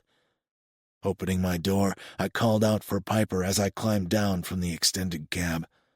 Then I jogged to the wraparound porch and up the steps. The handle twisted easily, and I growled at the fact that it had been unlocked, which meant the security system wasn't engaged. "Piper!" I shouted as I stalked into the house. It had an open floor plan, so I immediately spotted her sitting at the kitchen table with my dad. Piper whipped around at the sound of my voice and almost knocked over her chair when she jumped up and ran to me. She threw herself into my arms, and I held her tightly, assuring myself she was really there. "I'm so glad you're back," she whispered and hugged me a little harder. "Me too, baby." I slipped a hand into her hair and pulled her head back to take her mouth in a deep, desperate kiss. The sound of a throat clearing broke the spell wrapped around us. Piper jumped, but I held her still, taking my time to finish the kiss. I finally lifted my head and stared down into her beautiful face. The sight of her swollen lips and her flushed skin with the slightly darker color on her cheeks had my dick standing at attention. The conversation with Merrick had kept me from hardening at the thought of Piper as I normally would have. But now that she was in my arms, it was impossible to keep my cock from reacting. "If you're done mauling that sweet girl," I heard my mother pipe up, "come and have dinner with us." "Piper and I have more important things to do than eat dinner," I growled, annoyed that we weren't already alone so I could rip her clothes off and bury myself inside her hot pussy. Piper smacked my shoulder and tried to turn around in my arms, giving me a death glare until I reluctantly loosened my hold enough for her to move. "Don't be rude," she hissed. "Your mom and dad have been amazing to me, and I don't want to hurt her feelings after she went through the trouble of making us dinner."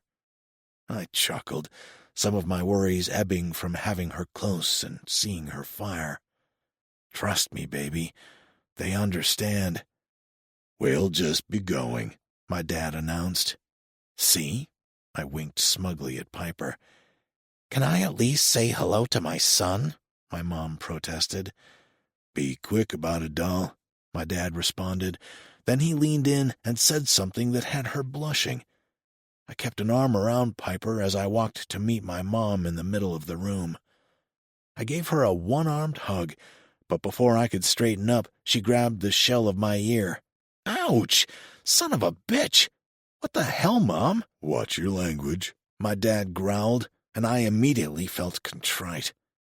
My dad worshipped my mom and wouldn't put up with anyone's shit when it came to her. I couldn't fault him, since I knew I would be the same way with Piper. "Sorry," I grumbled. "Think you could let go now?"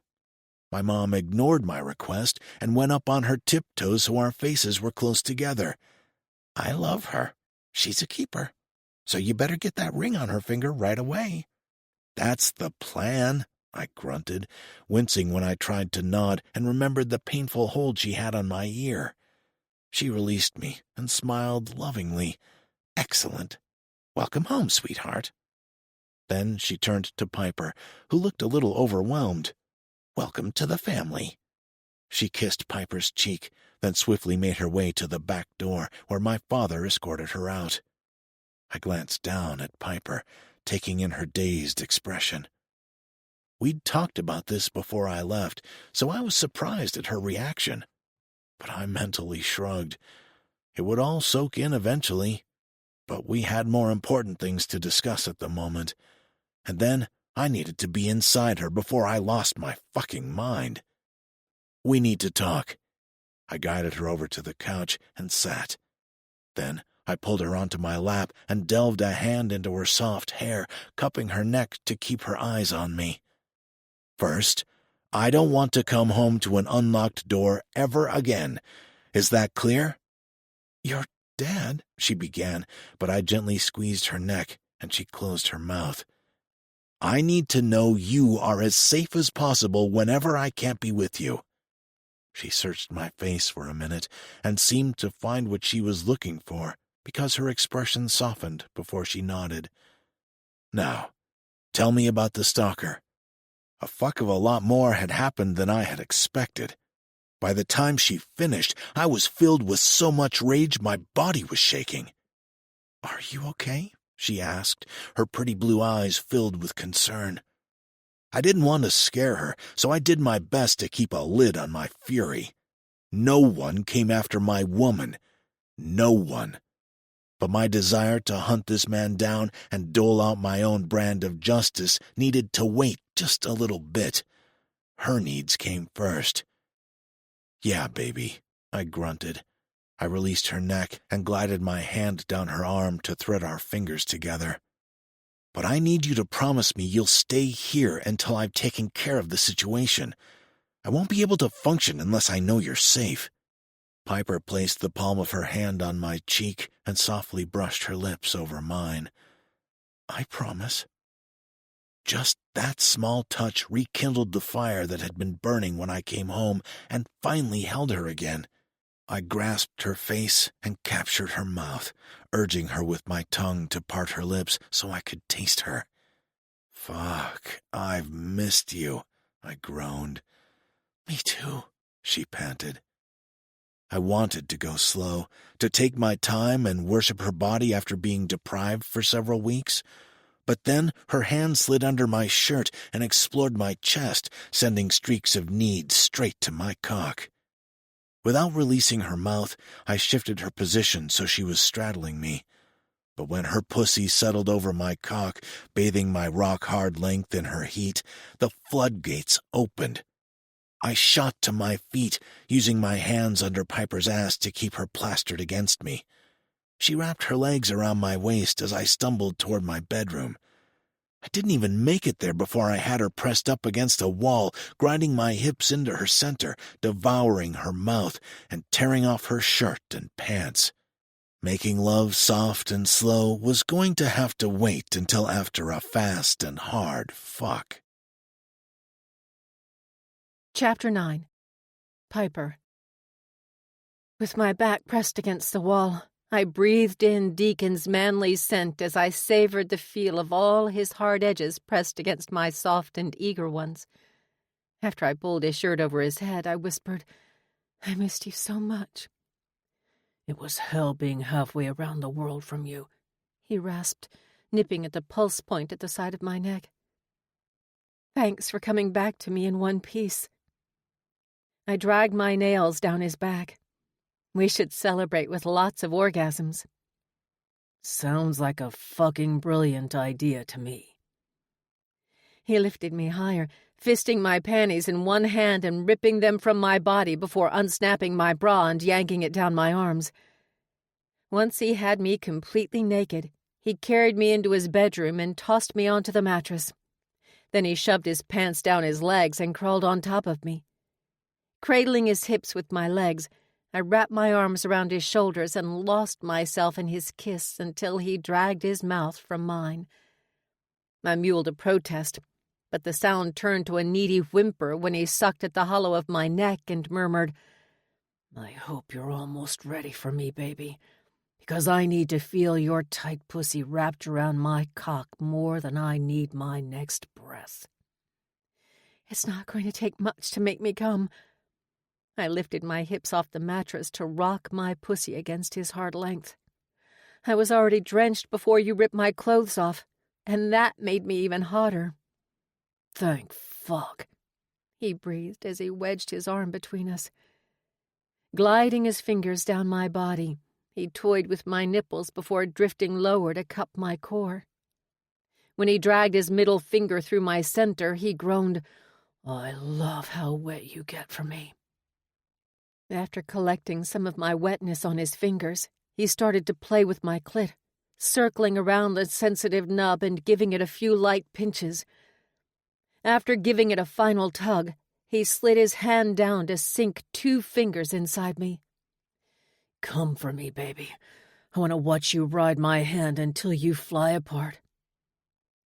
I kept my gaze glued to his as I rocked my hips back and forth, gasping when he twisted his wrist to hit my G-spot. Pleasure raced through my body, surprising me with its intensity. "Yes, Deacon, right there, so close." "That's it, baby. Take what you need," he ordered. With his hand moving in unison with my hips, it didn't take long for me to go over the edge screaming his name.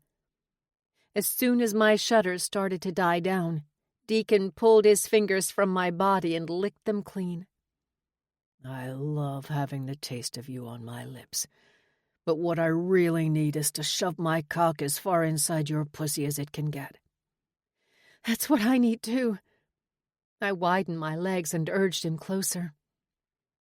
Staying on his knees, he stroked his hard cock through my soaked center, and my breath caught in my throat when he lined the tip up with my entrance. Cupping my waist with one hand, he splayed the other against my belly and held me in place. "I dreamed about the feel of your pussy milking my cock each and every night I was in that hellhole. It's what kept me going until I could get back to you." Driving his hips forward as he lifted me toward him in one smooth move, he filled me with one forceful thrust. With the position I was in, I couldn't do anything but take what he gave me, which was a heck of a lot. Every single inch of his impressive dick dragged against my inner walls as he pounded in and out of me over and over again at a furious pace. The force of his thrust caused the headboard to bang against the wall. If he hadn't been holding me down, I would have slid all the way up the mattress. "I'm so fucking lucky that you're mine," he grunted, shifting positions so his body covered me. His hard length hit a different spot on his next stroke, making me gasp. "Oh, Deacon, yes!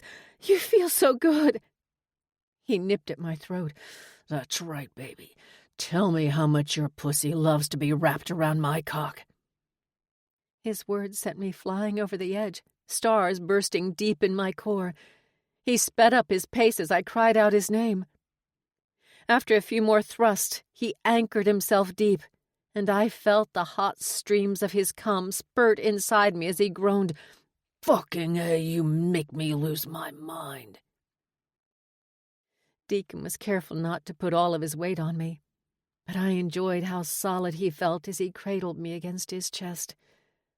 I was still trying to catch my breath when he brushed a kiss against the top of my forehead and slid off the mattress. Propping myself up on an elbow, I murmured, "Where are you going?"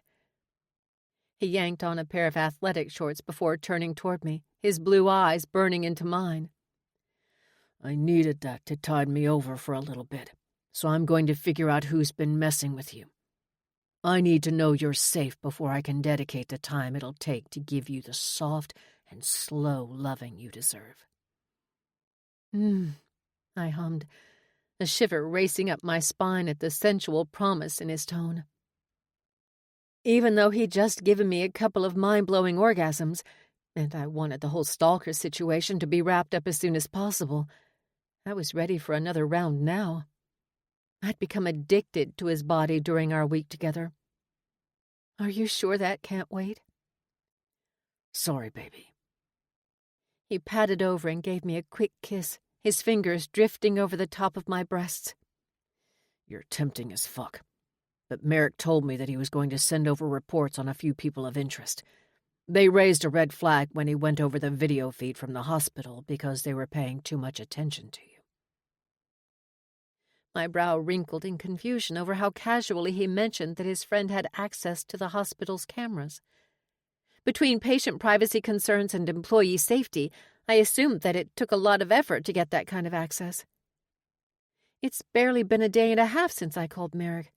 The security guard I talked to about what's been happening barely took notes during our meeting, but Merrick was able to talk them into letting him see video that fast. "He didn't ask for permission." He scrubbed his palms down his face before admitting softly, "Just like I'm not going to go through official channels while hunting for this asshole." Dragging the sheet with me and pressing the material to my chest as I got to my knees, I hissed, "Hold up! If you get caught doing something illegal, what will that do to your career? We can just call the cops or something. I'm going to move down here anyway, so this doesn't need to be a big thing.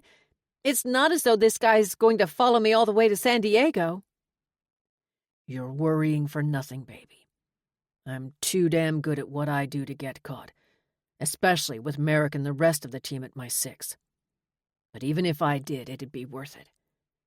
Being a SEAL is everything I dreamed about until I met you. It pales in comparison to keeping you safe. I love you too damn much to let anything happen to you." He padded over to the desk and powered up his computer, all three monitors firing up in unison while my brain screeched to a halt at hearing that four-letter word come out of his mouth. "And as thrilled as I am to hear that you're still on board with moving in with me, we can't let this shit slide. There's no telling what this guy will do now that you've dropped off his radar. He hasn't tripped the alarm at your old place yet, but he could have staked it out waiting for you to return." "Deacon?" He glanced at me over his shoulder at my urgent whisper. "Did you just tell me you loved me in the middle of a rant about my stalker?" "Fuck. I did." He flashed me a sexy grin, his eyes filled with humor as he muttered, "I Guess I might as well do this part now, too. I didn't understand what he meant until he grabbed a small jewelry box off the top of his dresser and crossed the room again to drop down on one knee in front of me.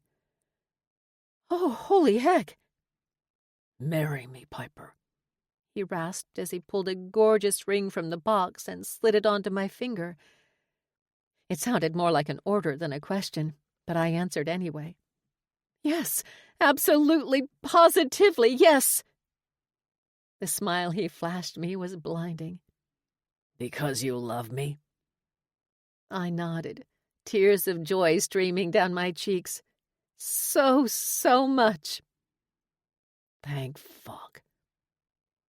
He traced over the band with his thumb before pressing a kiss to the skin just above where it rested. "Maybe I'll be able to keep my shit in check while I hunt for the guy who's been fucking with you. Between fucking you and seeing my ring on your finger, I'm feeling slightly less homicidal. And my reward for figuring this shit out will be exploring my soon-to-be wife's luscious body for as long as I want." Chapter 10. Deacon.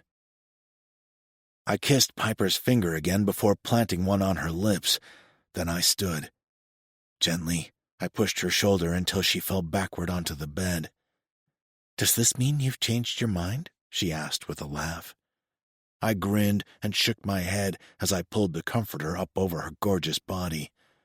"No, baby, I need to get this taken care of so it's not hanging over us anymore. But you should rest.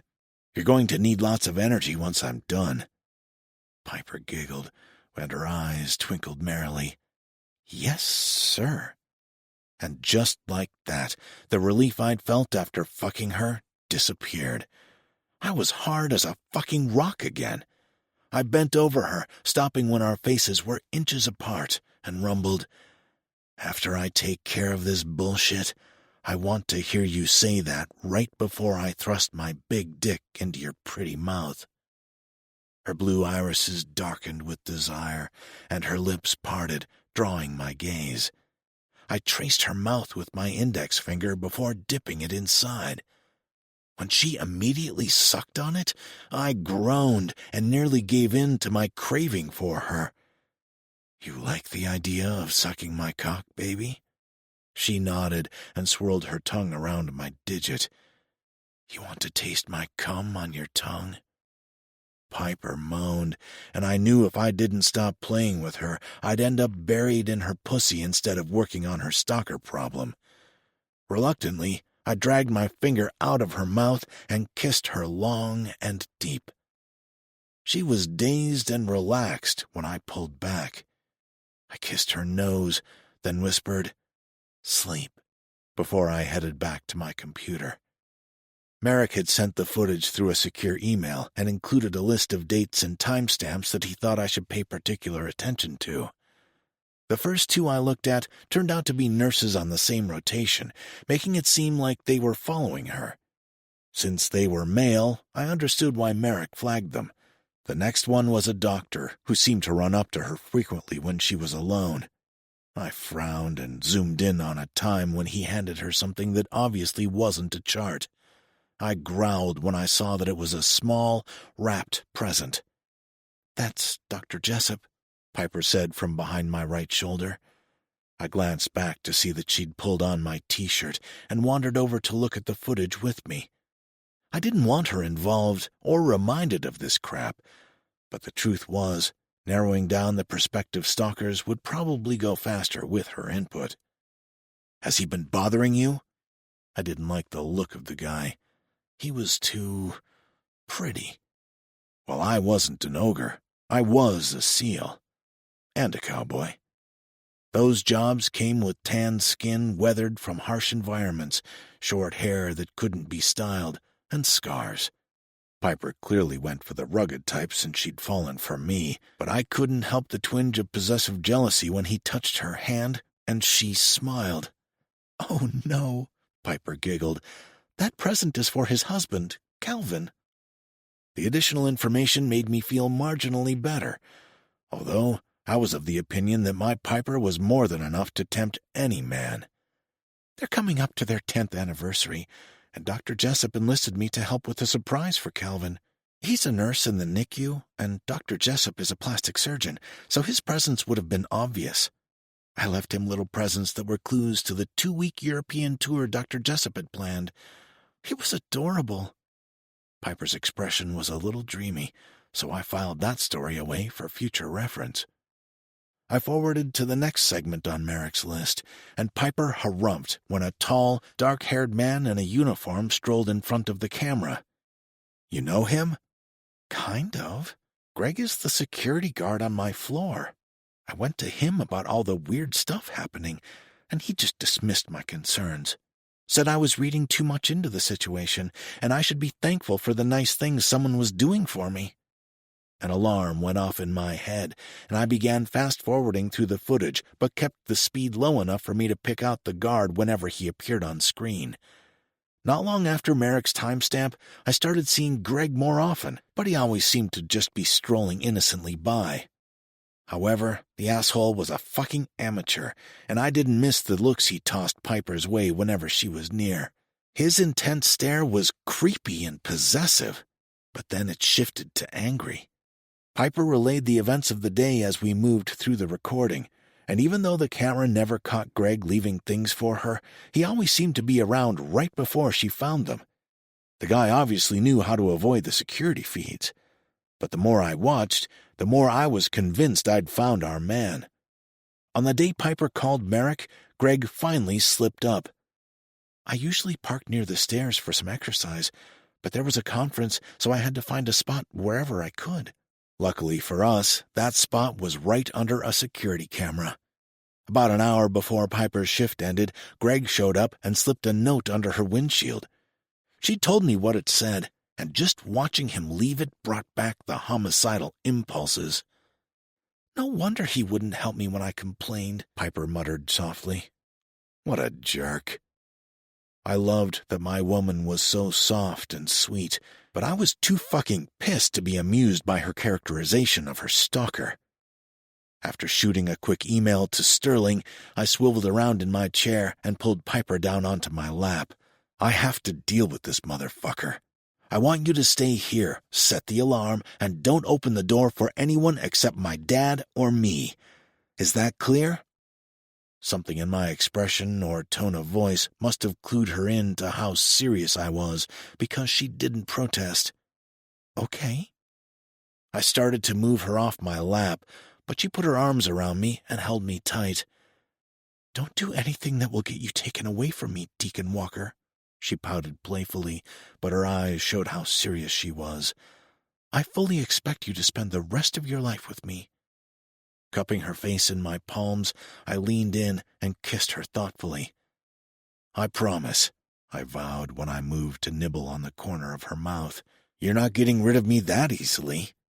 Good, she breathed. My eyes strayed to the bed, and I considered taking her one more time before I had to leave. But I didn't want to rush the next time we were together. I wanted to take my time and reacquaint myself with every inch of her perfect body. I curled an arm under her legs and one around her back before standing and walking her to the bed.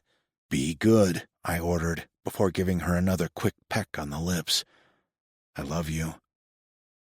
Piper grabbed me behind the neck and yanked me down, sealing her lips over mine in a desperate, hungry kiss. When she'd nearly broken my control, she let go and flopped back onto the mattress. I love you too, so let that be a reminder of what you're coming home to. I grinned and winked at her as I walked to my closet to get dressed. My sidearm was disassembled and locked in a case on the very top shelf. I retrieved the weapon, put it together, and loaded it, then returned the case to its spot. I grabbed a few other handy tools and made a quick call to my dad, filling him in on the situation. Armed and confident that my woman was safe, I got into my truck and headed to L.A. Sterling was waiting for me in the parking lot across from the hospital. I pulled up next to his Escalade and waited for him to climb into my passenger seat. Still here? He nodded and pointed toward the employee lot. Shift ends in 30. He drives that piece of shit van over there. I spotted the rusty old junker and frowned. Is that his normal vehicle? Sterling shrugged. When I called in and informed him that his car was about to be towed, that's the one he came running out to. My laptop was in the back seat, so I reached back and grabbed it. It took me less than 5 minutes to get into the DMV database and find the car Greg had registered to his name. A Prius. There's no van registered to him. A suspicion was forming in my mind, and if I was right, I'd be making a call to Merrick's former boss. I moved on to his bank account. Cash withdrawal for $2,000 the day before yesterday. Every other transaction was made with a card. You thinking he bought the van with the cash? Yeah. Sterling's hands curled into fists, and his knuckles cracked. Want me to take a look inside? No, I'll do it. I hacked the hospital camera feeds and took down the ones covering the employee lot. Then I handed my computer to Sterling. Keep the cameras off. Will do. I stuck a Bluetooth receiver in my ear and lifted my chin toward his phone where he'd set it on the dash. Give me a heads up if he comes out early. Roger. It was late and dark, so the lot was mostly empty, which meant I was less likely to draw attention from anyone leaving the hospital. The lock took me all of 15 seconds to pick. I wasn't in the mood to rush. Fury like I'd never felt before engulfed me when I slid open the back door. Duct tape, blankets, zip ties, bottles of what was probably something to knock out his victim. Piper. I shot off a text to Sterling with instructions, then I hopped inside to wait. Greg finally came out, and I curled into the shadows until he'd settled himself in the driver's seat. Without making a sound, I put the barrel of my Glock up against his temple and growled, "Drive, asshole." He yelped like a little girl, and his eyes flew to the rearview mirror. "Who are you?" he squeaked. "What do you want?" "Fair questions," I replied. "Drive the motherfucking van, and I'll tell you all about me and what I want." Greg started the vehicle and put it in gear before slowly heading toward the exit. "I'm surprised you don't recognize me. Not the most thorough of stalkers, are you?" His eyes went wide, but he tried to hide his reaction and spluttered, I don't know what you're talking about." "Come now, Greg. Don't insult my intelligence." My Bluetooth signaled an incoming call, and I hit the button with my free hand. "Merrick put in a call," Sterling said. "I'm sending you the address, but just have him follow me. Cash is watching the traffic footage and will scrub anything that catches our faces." I gave Greg instructions and a warning about what would happen if he deviated from them. But the guy was about to piss his pants, so I wasn't really worried about it. I'm Deacon, by the way. Piper's fiancé. 2 hours later, I left a battered and bloodied Greg in the hands of a very discreet and capable hitman. With that behind us, I went home to fulfill certain promises to my woman. Epilogue. Piper. Even after living on the ranch for the past 3 or so years, I still wasn't super comfortable with the horses. The same couldn't be said for our 2.5-year-old daughter, though. Prue hadn't met an animal she was afraid of yet. She adored them all, but her connection with our horses was special, and she wanted to see them every day, dragging me out to the stables to get her horsey fix. "All done, Mommy," she cried, holding up her empty plate so I could see that she'd eaten all the scrambled egg. Thank you for giving your time to this story. Now take a moment to relax and enjoy the music that has been prepared for you. Leading me to you.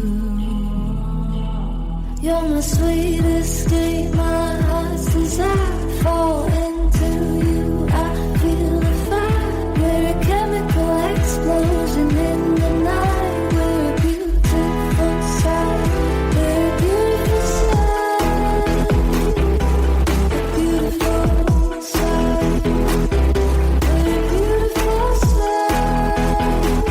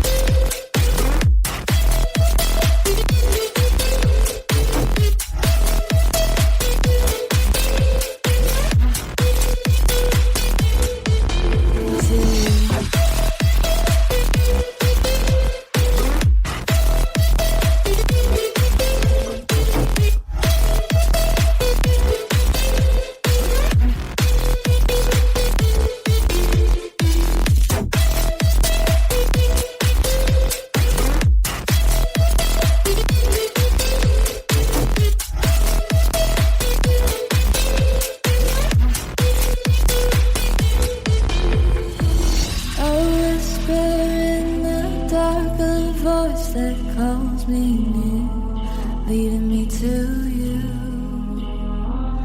leading me to you. You're my sweet escape, my heart's desire. Fall into you, I feel the fire. We're a chemical explosion in the night. We're a beautiful sight. We're a beautiful sight. A beautiful sight. We're a beautiful sight. A beautiful sight. A whisper in the dark, a voice that calls me near, leading me to you, leading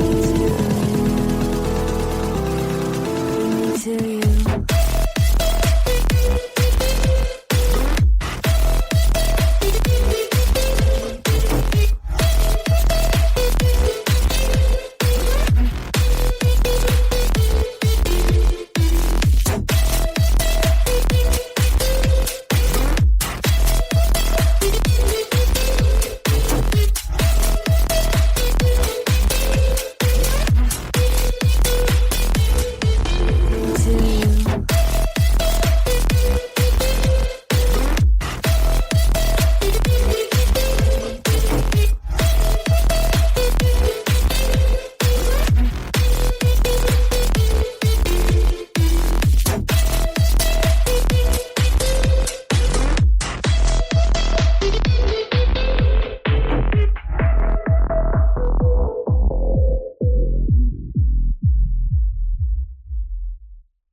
And toast I'd given her for breakfast. I walked over to the table and picked up her dirty dishes to carry them over to the sink. "Good job, sweetie." "Go, horsey, now!" she demanded, slapping her palms against the top of the table. "Soon," I promised, rubbing my hand over my rounded belly. "Your baby brother kept Mommy up most of the night with all his kicking. I need to wake up a little more before we walk over to the stables." Prue wagged her index finger as she shook her head. "Naughty bro-bro!" I bit back my laughter, not wanting to encourage her. She got her bossy nature from her daddy, and I had a feeling she was going to take her pushiness to a whole new level once she settled into her role as a big sister. Instead, I reminded her, "You woke me up at night when you were in my belly, too." "You sure did," Deacon confirmed, coming up behind me and wrapping his arms around my body to cup my belly. "I used to put my hands right here and you'd pretend you were playing soccer with them." "Kick, kick, kick," Prue squealed, swinging her feet in unison with her words. Deacon pressed a quick kiss to my cheek before letting go of me to shake his hand in the air as though it was hurt. "That's right. You kicked my hand so hard sometimes I wondered if it was broken." Prue's dark eyes widened. "Nuh-uh. I'm no hurt, Daddy." "Don't worry, sweetie. Daddy doesn't break too easily," I reassured our daughter as Deacon strode across the room to unbuckle her from her booster seat.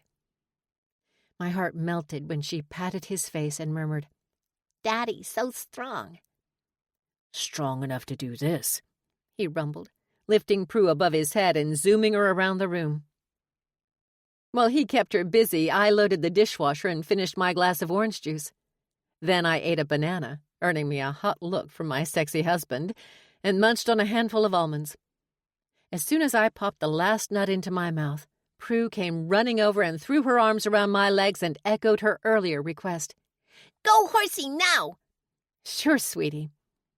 My gaze slid over to Deacon. "Maybe Daddy wants to come, too." "Yes, Daddy horsey!" Prue agreed, running back over to fling herself at him. "You bet." He swung her up into his arms and grinned at me. "I wouldn't want to miss out on spending time with my two favorite girls." She gripped his cheeks and tugged until they were eye to eye. "Me your favorite." "I'm your favorite," I corrected out of habit, something I quickly regretted when my daughter twisted around to glare accusingly at me. She was definitely a daddy's girl and got her territorial nature from him, too. "That's what you should have said instead of me your favorite." "Oh." She nodded and turned back to Deacon and repeated, "Me your favorite. Deacon's chest shook with laughter, making Prue bounce while she giggled along with him. And the horses are your favorite. So we better get out to the barn so you can give them their morning treat. Horsey time! Yay! She cheered. I grabbed a handful of carrots from the fridge and followed them outside. As soon as Deacon set Prue on her feet, she ran over to me and grabbed the carrot I held out to her. Then she raced over to the closest stall and waited for Daisy to bend low enough that she could stroke the mare's nose. After she went up on her toes to give her a kiss, she loosened her hold on the carrot so the horse could gently take it from her. She giggled softly before racing back over to me to get another carrot to do it all over again with Sierra and Poppy and Misty. When she grabbed the last carrot and hurried across the barn to Midnight Stall, Deacon wrapped his arm around my shoulders. Leaning against his side, I tilted my head back to look up at him. I'll never get over how gentle that stallion is with our baby girl. Prue paused to mutter, I'm not a baby. Oops, sorry, I apologized as I smiled at her. You're right. You're definitely not a baby anymore. She nodded and toddled the last few steps over to where Midnight was waiting for her. The black stallion was almost as tall as me and weighed more than 1,000 pounds, but he was a gentle giant when it came to Prue. Deacon squeezed me and brushed a kiss against my temple. She gentled Midnight as easily as you did me. I hope I didn't break you in too much.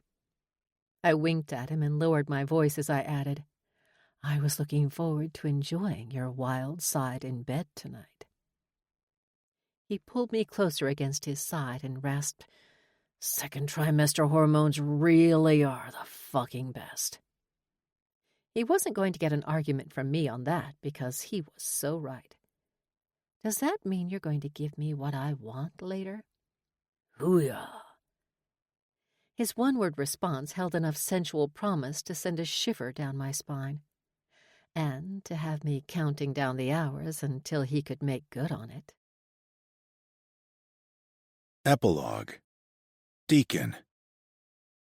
Are you kidding me? Prue shouted as she stomped into the living room and jammed her hands on her hips while glaring daggers at me. What did I do? I asked, genuinely confused. I looked at Piper, who was snuggled up to my side on the couch, but she just gave me an I told you so look and went back to watching the movie. What? I asked again. I hated when my baby girl was upset with me. You didn't even ask her any questions. You just said hi and waved them out the door. I bet you even gave him condoms. I shifted uncomfortably, beginning to guess where Prue was going with this.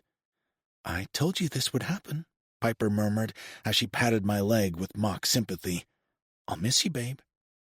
I'm not sure what you're talking about, baby girl.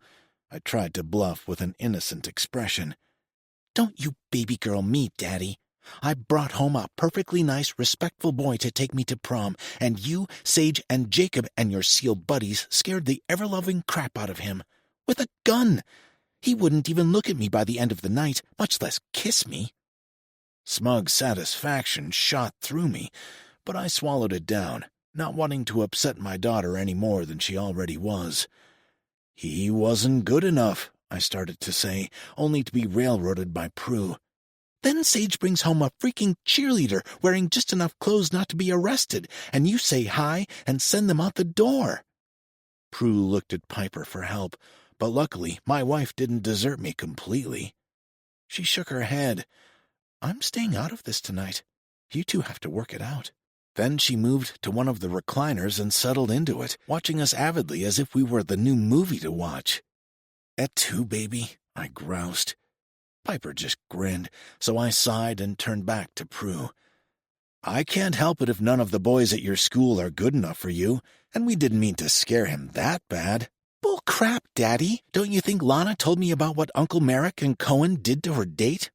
He gave you the idea, didn't he? I bet Cohen told Sage everything to say. I stifled another smile. She wasn't wrong. Am I going to have to bring Cohen on my dates as a chaperone? She snapped. Now there's an idea, I said, my grin slipping out a little. Ah, Prue stomped her foot. "Are you trying to tell me only someone like Cohen will ever get your approval to date me? Because that's ridiculous." Oh, baby girl. She didn't even realize she'd just given me the win. "Yep," I replied. "If you can find a stand-up guy like Cohen, I will let him take you on a date without any intimidation tactics." Her eyes narrowed, and she studied me as if trying to ferret out any deception. "You won't say more than hi and have a nice time?" "Absolutely." "Do you promise?" I nodded. "Hoo-yah." To my shock, Prue's entire countenance shifted in a single second. She smiled brightly, and her eyes danced with triumph. Something was wrong here. I glanced at Piper cautiously, and she was holding a hand over her mouth, stifling giggles. Something was definitely very, very wrong. What the fuck?